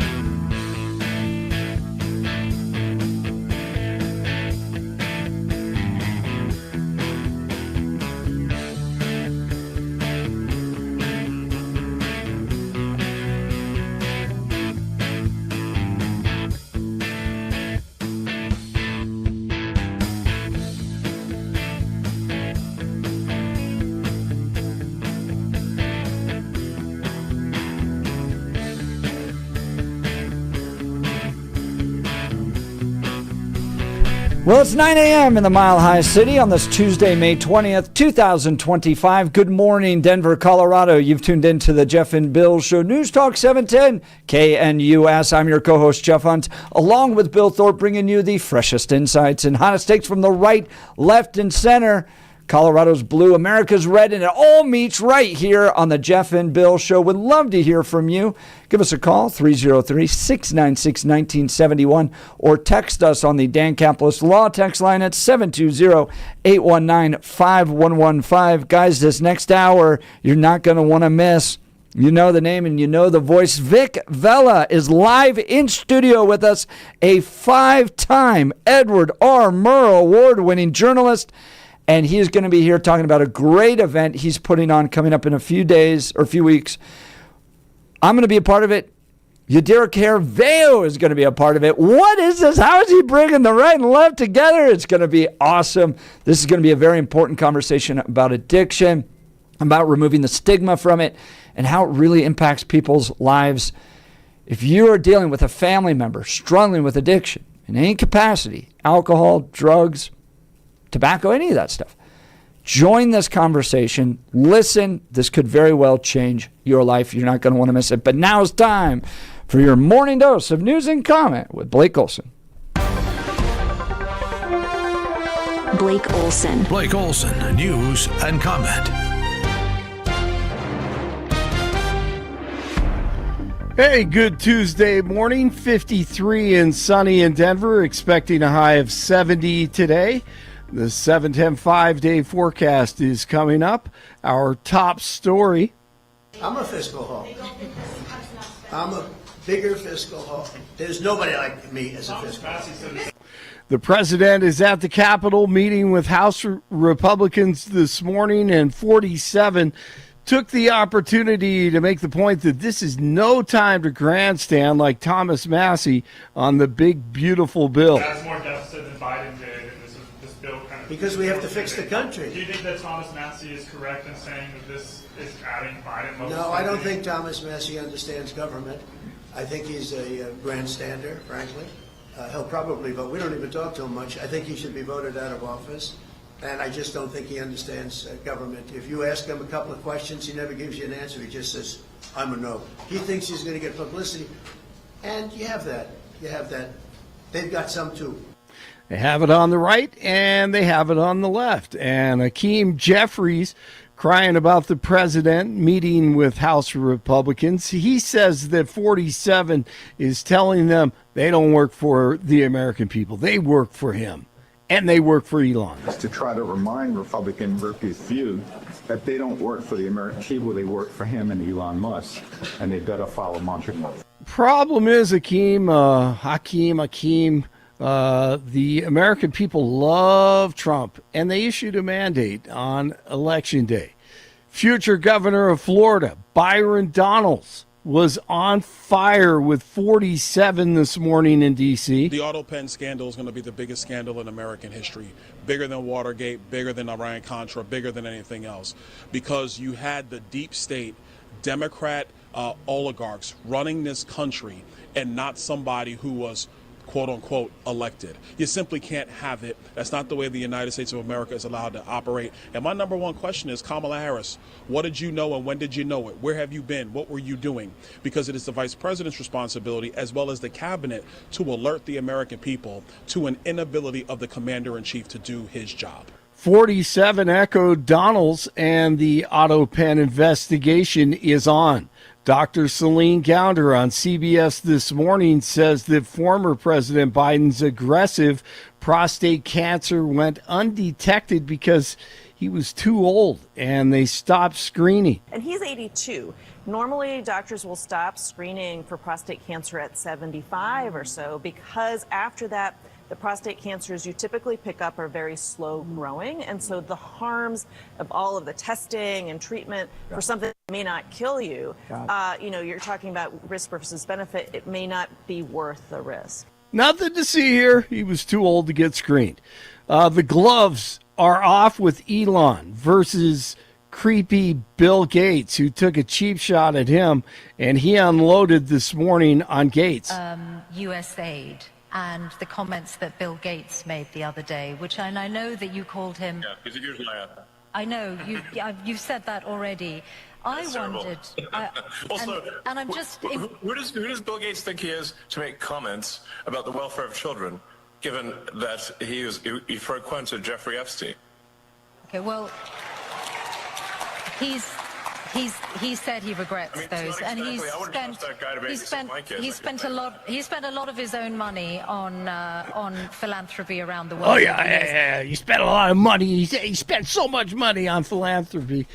Oh wow, man, that one could get even better. 51 in Westminster, 50 in Centennial, 53 in Denver. Jeff and Billy continue. Blake Olson, News Talk 710 KNUS. Partly cloudy skies, a little bit warmer, upper 60s to near 70 today, but that wind will still be gusty and strong from the northwest, putting a little chill in the air. Northwest winds of 15 to 30, clear tonight, low to mid 40s, and breezy through evening. Temperatures will be warming to the mid to upper 70s Wednesday, 70s to near 80 Thursday and Friday. Between Wednesday and Friday, a few isolated afternoon and evening thunderstorms. Weather sponsored by Colorado's Best Roofing, reminding you to protect your home from the harsh Colorado weather and schedule your free, no-obligation roof inspection today at roofingcolorado.com. That's roofingcolorado.com. Meteorologist Don Day in the 710 KNUS Weather Center.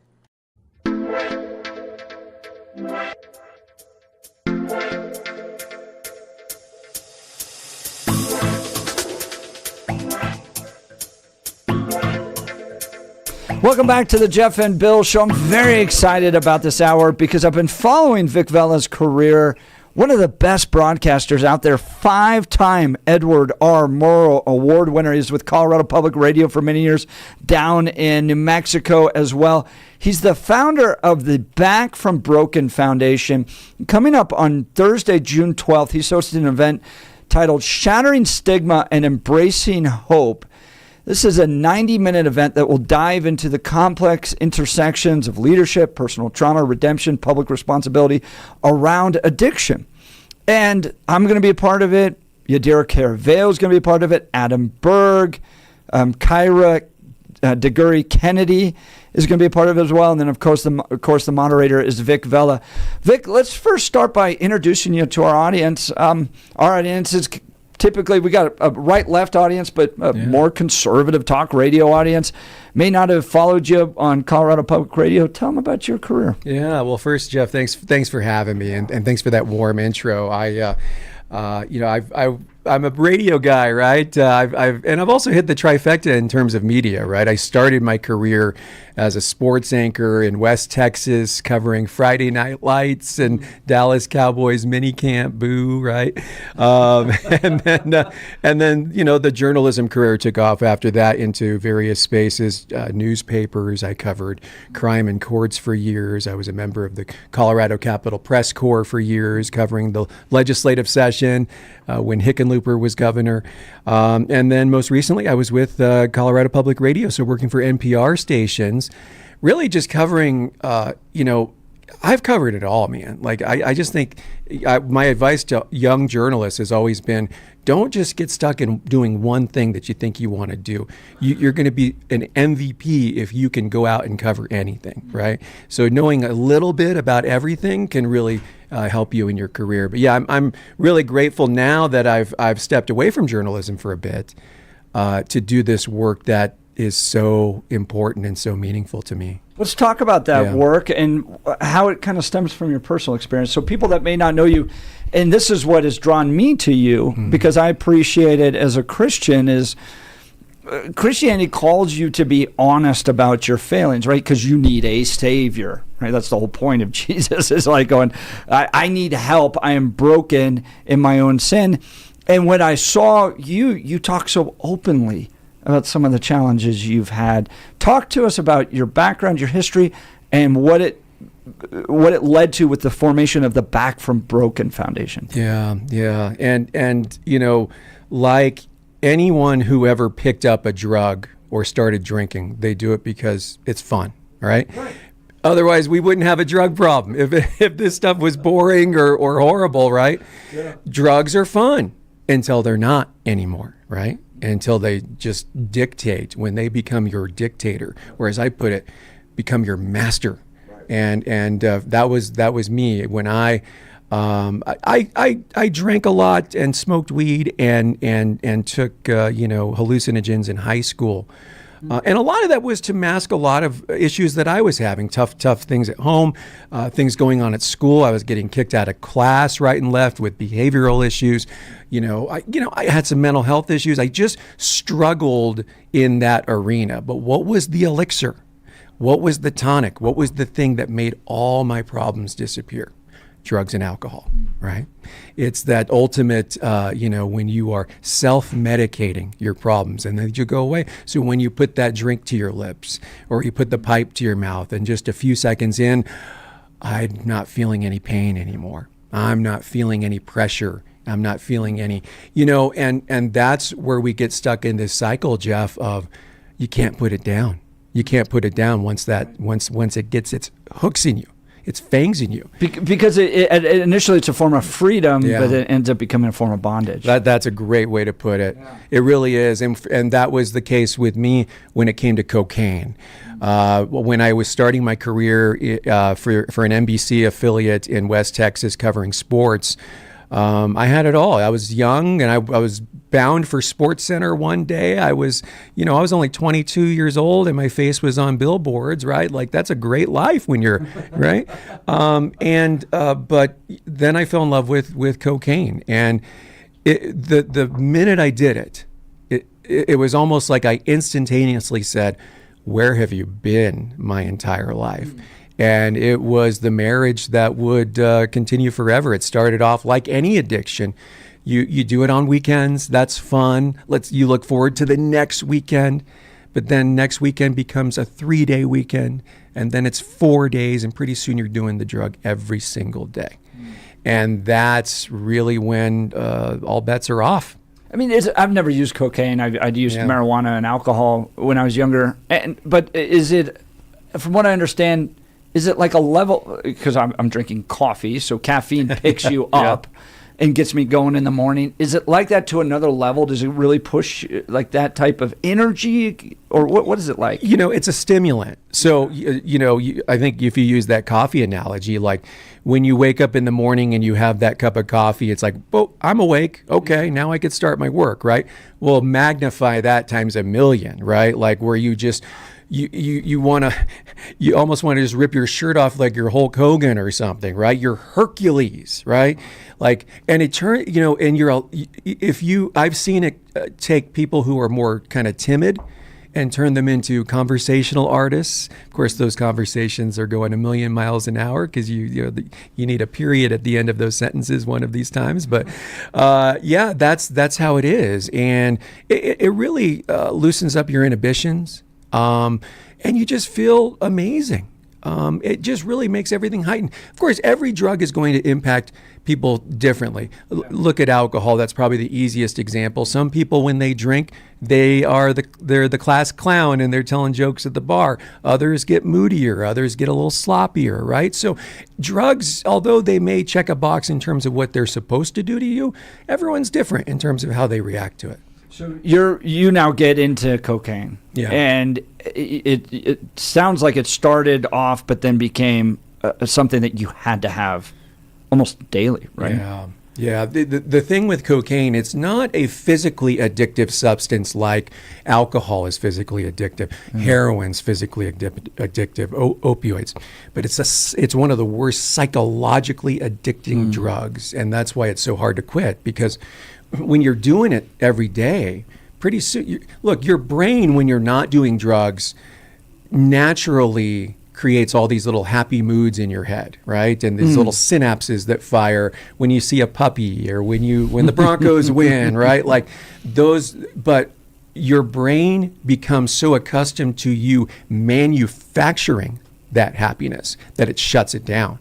So when you stop taking that drug, your brain's you crash, and that's where the depression comes in. That's where the fatigue comes in. That's where the relapse comes in, right? Because I don't want to feel like this anymore. Screw that, right? I'm going to take this drug so I can get back to normal.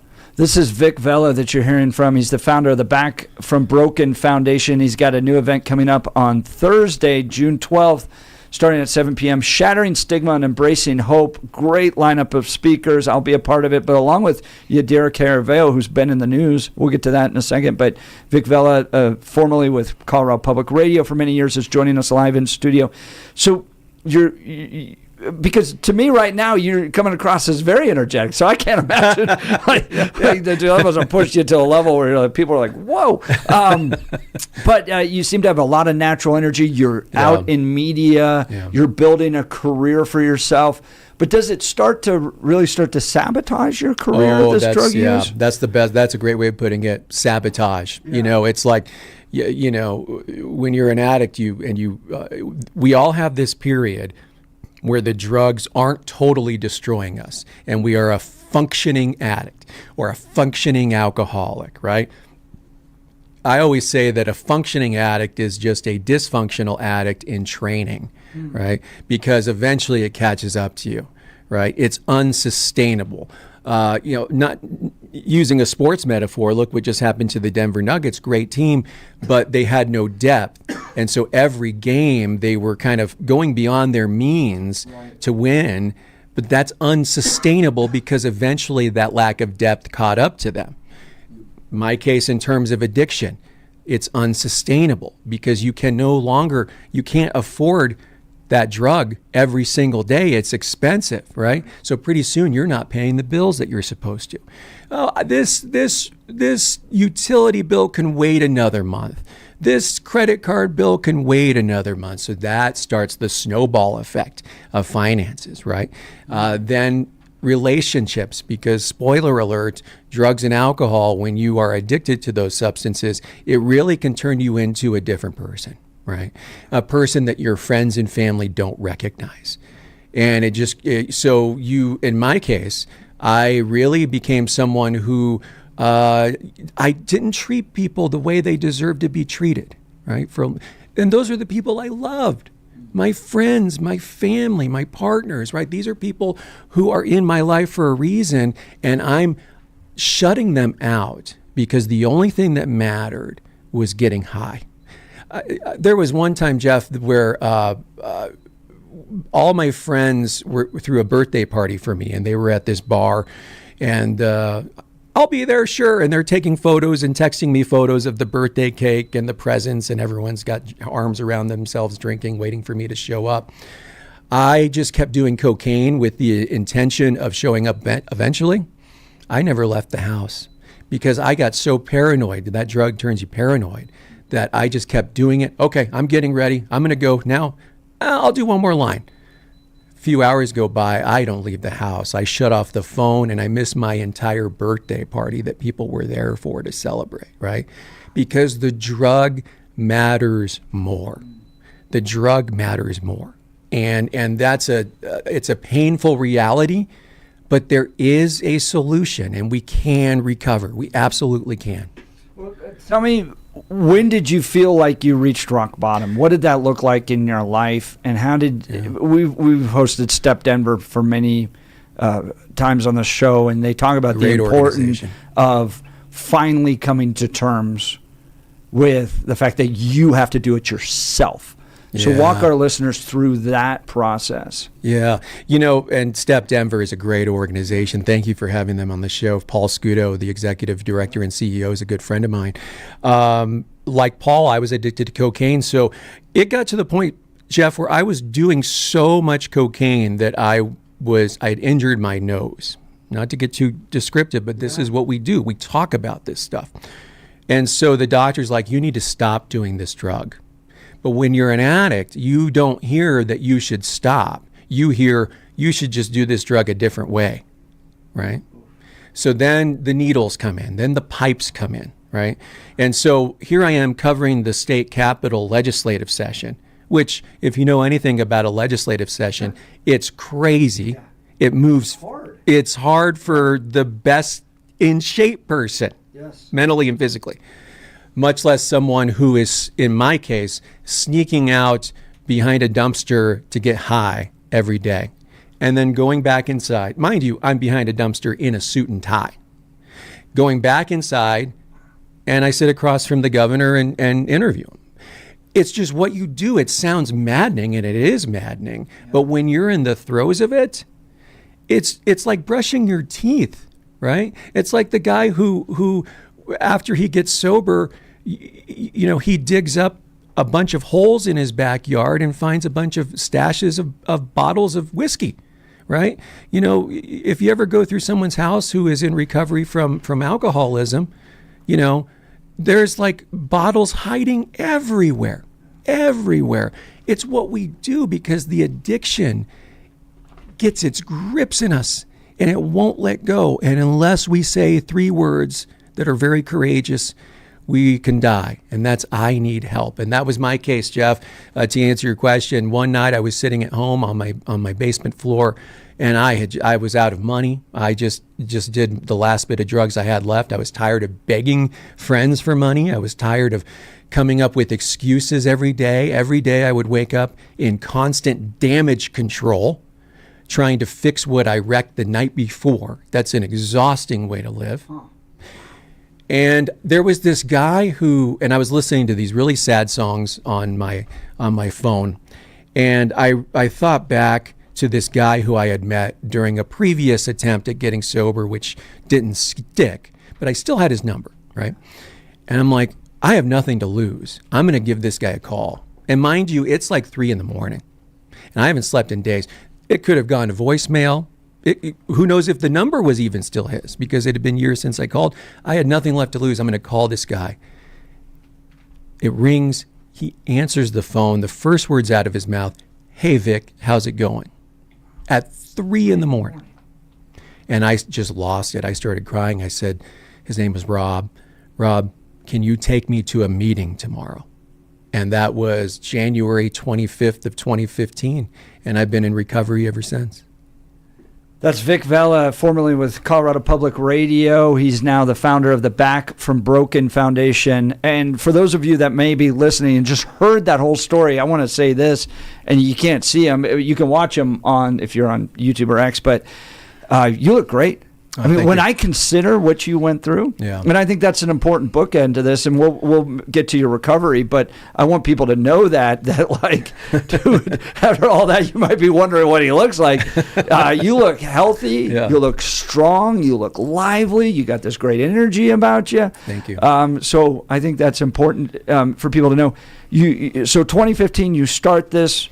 And was it AA? Was that the meaning? Or, well, it was CA for Cocaine Anonymous. Okay. But it's the same program, same 12 program, steps. 12 steps. Yeah. Wow. The 12 steps saved my life, They're not for everyone. Not everyone's in love with 12 step. I get it. But there's a reason why it's been around since the 1930s, right? I've never gone through it. But I used before. My turn was just becoming a follower of Jesus Christ just made that stuff not appealing to me anymore. So, but help me know what about the 12-step program helped. Like, what is it? Yeah, it's really amazing. And here's the key, Jeff. It's like I went into this because I had tried. I had gone through an unsuccessful rehab stint for 28 days. On day 29, as soon as I checked out, I got high. Long time ago, right? I had tried and failed before, but the key is I had never really tried, right? You're just kind of going through the motions. Oh, I'll go into rehab to appease my parents, right? You're like, it's like politics almost. You're doing this for political reasons, right?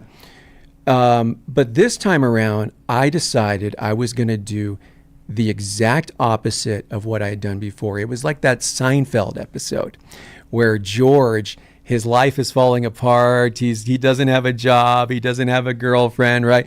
And then one day, Jerry's like, "Well, if all these things are going bad for you, then the opposite. If you do the opposite, then all the good things are going to happen, right?" And so George does the opposite of what his instincts are, and he gets a great job. He gets a girlfriend. It's a hilarious episode. So I pulled a George Costanza. And I did the opposite. And what's the opposite of my instincts as an addict? To push people away, to not listen to advice, right?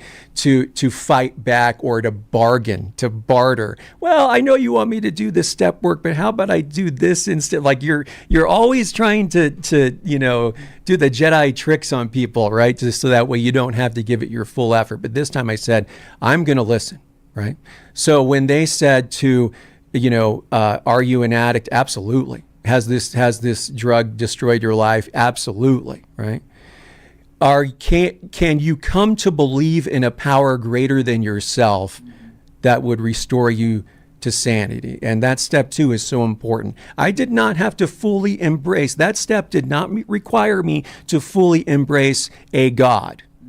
It just said, can you come to believe that? Can you lay down your defense system and allow this to come to you? Another way of putting it is fake it till you make it, right? So he's like, can you just pray?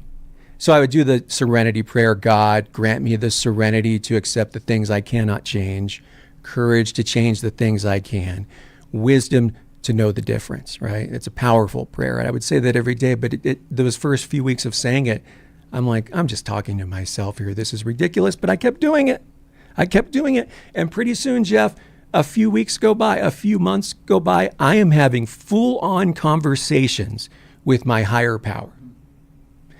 Just me praying. It starts with a prayer. I'm telling him about my day. I'm telling him about the challenges of my day and the next day ahead, right?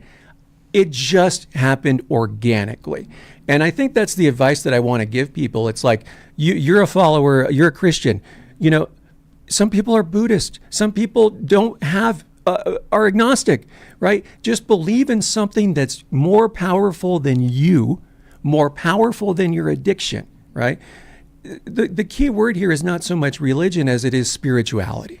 Whatever spiritual path you want to go on, just embrace it. And I guarantee you, because that was the missing part of my life. I was spiritually bankrupt. And I had nothing to fall back on when times were tough, except drugs. That's all I ever did was fall back on drugs. So now that I'm having to live on life's terms without the luxury of self-medicating, I had to find something to fall back on. And that's where the spiritual presence came in. And that was number 2, and then steps 2 and 3. Yep, 2 and 3, and then what are some of the other ones? Step 4 is a grueling step that requires the work. That requires us to sit down and talk about the ways that we have resentment toward people or institutions and what our roles were in those resentments. Right? There's a saying in 12-step speak: resentment is the number one offender. And what they mean by that, it's the number one offender that drives people out to drinking or using drugs again. Wow. You resent this boss who fired you. You resent the girlfriend who cheated on you. You resent. I'm drinking, right? This step requires me to write it all down. So the first part was easy. My sponsor, first of all, you got to have a sponsor. You got to have, your coach. Write down all the resentments that you have. Well, that's easy. Oh, screw that person and screw that person. And it's like this list that's like never ending, right? That was the easy part. Then the hard part. Okay, where was your role in this? Well, I hate this bank, but if I'm going to be fair, I was writing bad checks. That was, right? So you start to realize now, the world does not revolve around me, right? And I actually can talk about this stuff and work on myself and be honest with myself. And it's this balance of personal responsibility and self-compassion. When you can nail that balance, you can really heal from this stuff. It's not an easy balance to hit because a lot of us want to beat ourselves up. When we look back at the wreckage that we caused, we think that we're not worthy. We think that, I'm a loser. I shouldn't have done that. You can't do that. At the same time, you had to take responsibility, right? If you stole from Walmart, you got to go pay them back, right? If you cheated on your partner 6 years ago, you got to make amends, right? So it's this balance.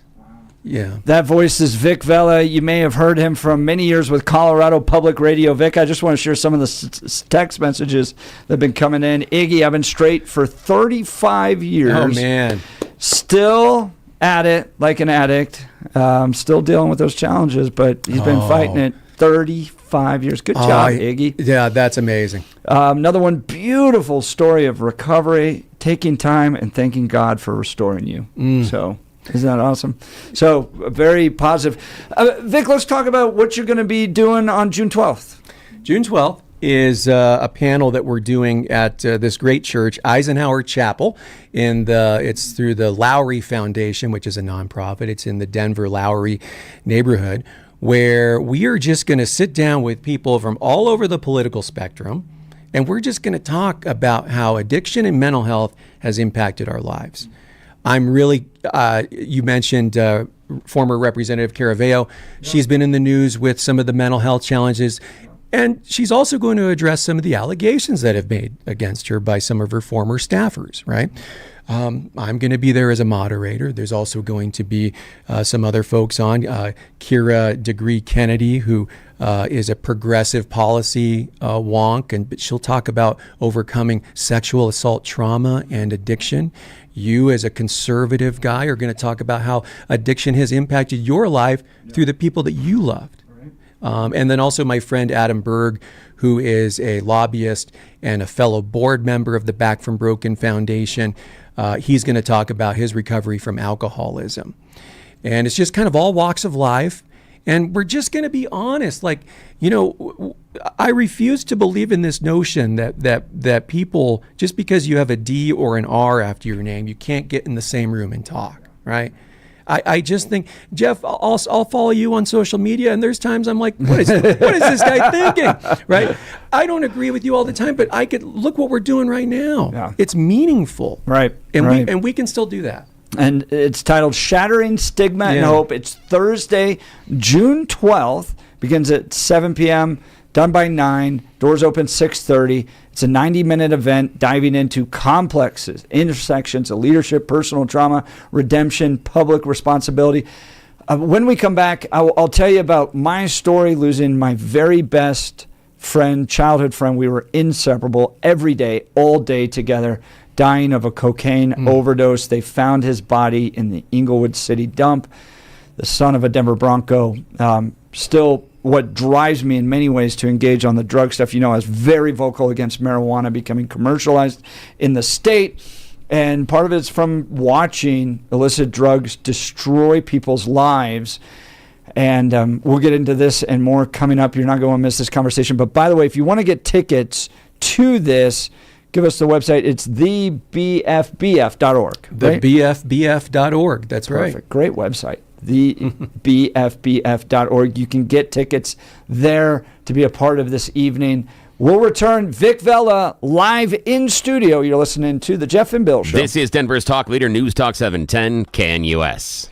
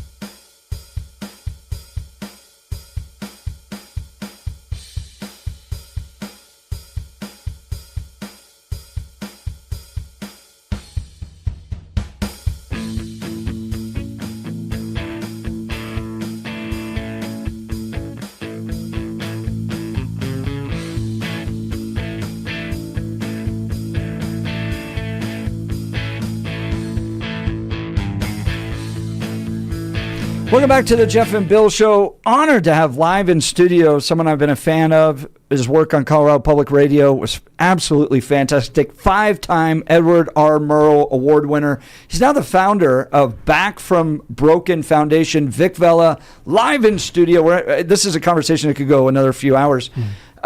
So I'm a part of an event that he's going to be hosting on Thursday, June 12th, titled Shattering Stigma and Embracing Hope. This is a conversation, a right, left, center conversation across all the political spectrum about addiction, about how it's impacting. And I think it's important to just take a few minutes to tell folks why I'm being a part of this. One, I've been following you. I'm just a big fan, man. You got a great energy about you. You did very talented work. I know we don't always agree politically. Who cares about that stuff? Yeah. But I'm a fan of the work you're doing, sending a message on addiction because of how it personally affected me. My buddy and I grew up probably as privileged as you possibly could in Colorado, and growing up in Old Cherry Hills. He was the son of a Denver Bronco, all the excitement that comes with that. And we started playing around with stuff. When we were in 6th grade, started alcohol. 7th to 8th grade, got into marijuana. And by 9th, 10th grade, it was every weekend. We were drinking, smoking. And Cherry Hills parties, they got access to a lot of capital. I mean, those were good parties, right? Sure, absolutely. So when I was 16, I became a follower of Jesus Christ because I found all that stuff so empty. I was desperately looking for something. And when I found Christ, I found what I was looking for, and he and I went on different paths at that point. So 16, his drug consumption went from alcohol, marijuana, to the harder stuff. 20 years old, about a week before his 21st birthday, nobody can find him. He disappears.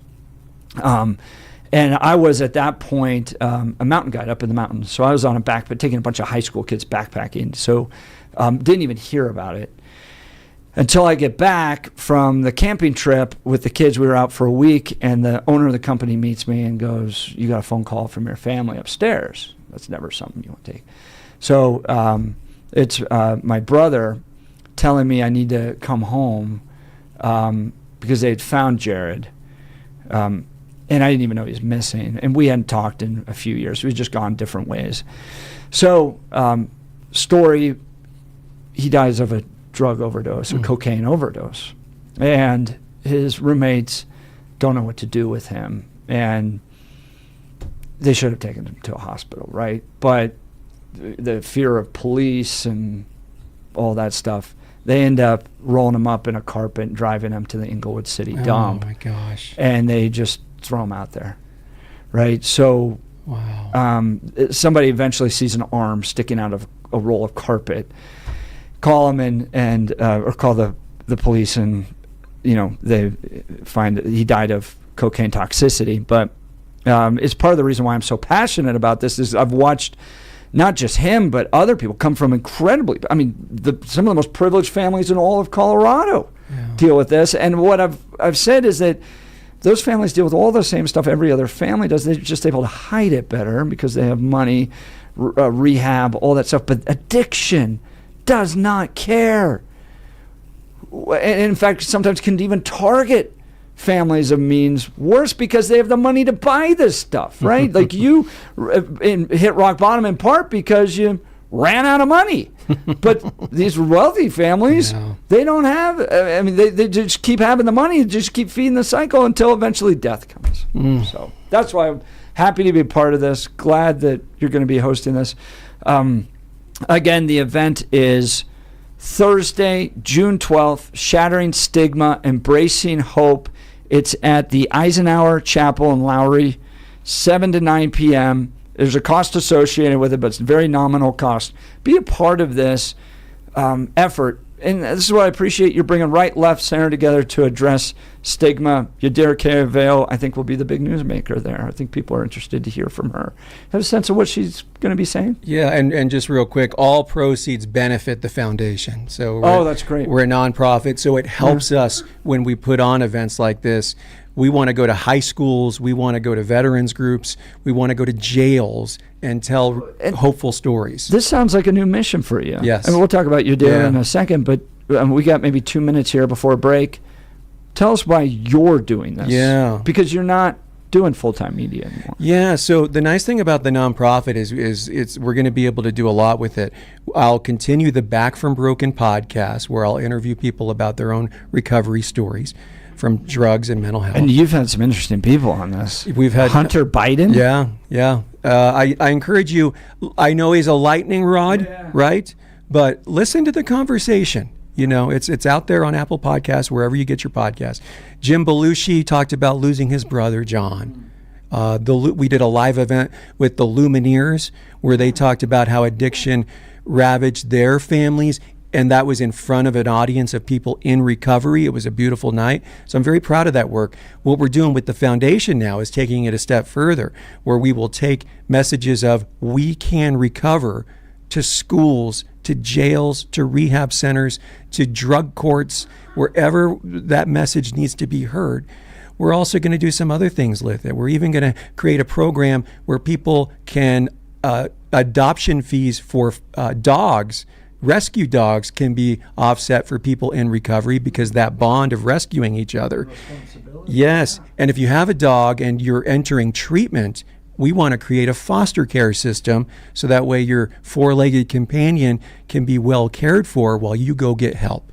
Oh, I love that, man. Vic Vela live in studio with us. I just finished a DEA Citizens Academy because of Stephen Tubbs. You know, he's over with DEA now. And I got to tell you, it is an all-out battle for the soul of America with this addiction stuff, what the cartels are doing. But the cartels are operating because there's an addiction in this country, where they're feeding something that needs to be addressed upstream. You're helping do that. We'll continue this conversation. Vic Vela live in studio. You're listening to the Jeff and Bill Show. This is Denver's talk leader, News Talk 710 KNUS.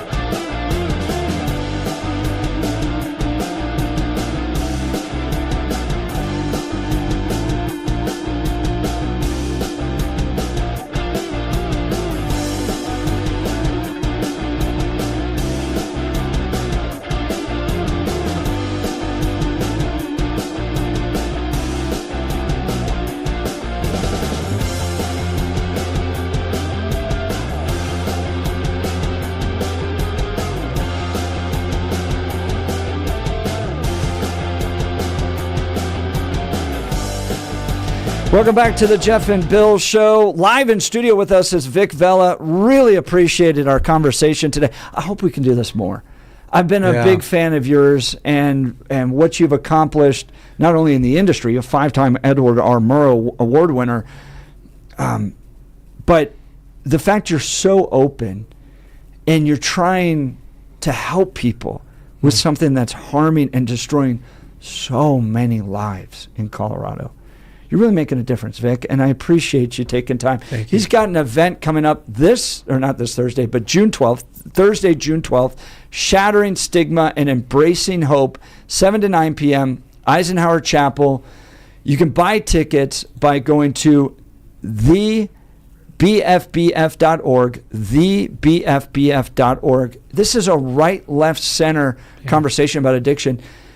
I mean, Yadira Caraveo is going to be there. She's been all over the news on this. Yeah, she has. I got a question for Vic. I know that I've been somewhat silent during the you guys have been talking very well.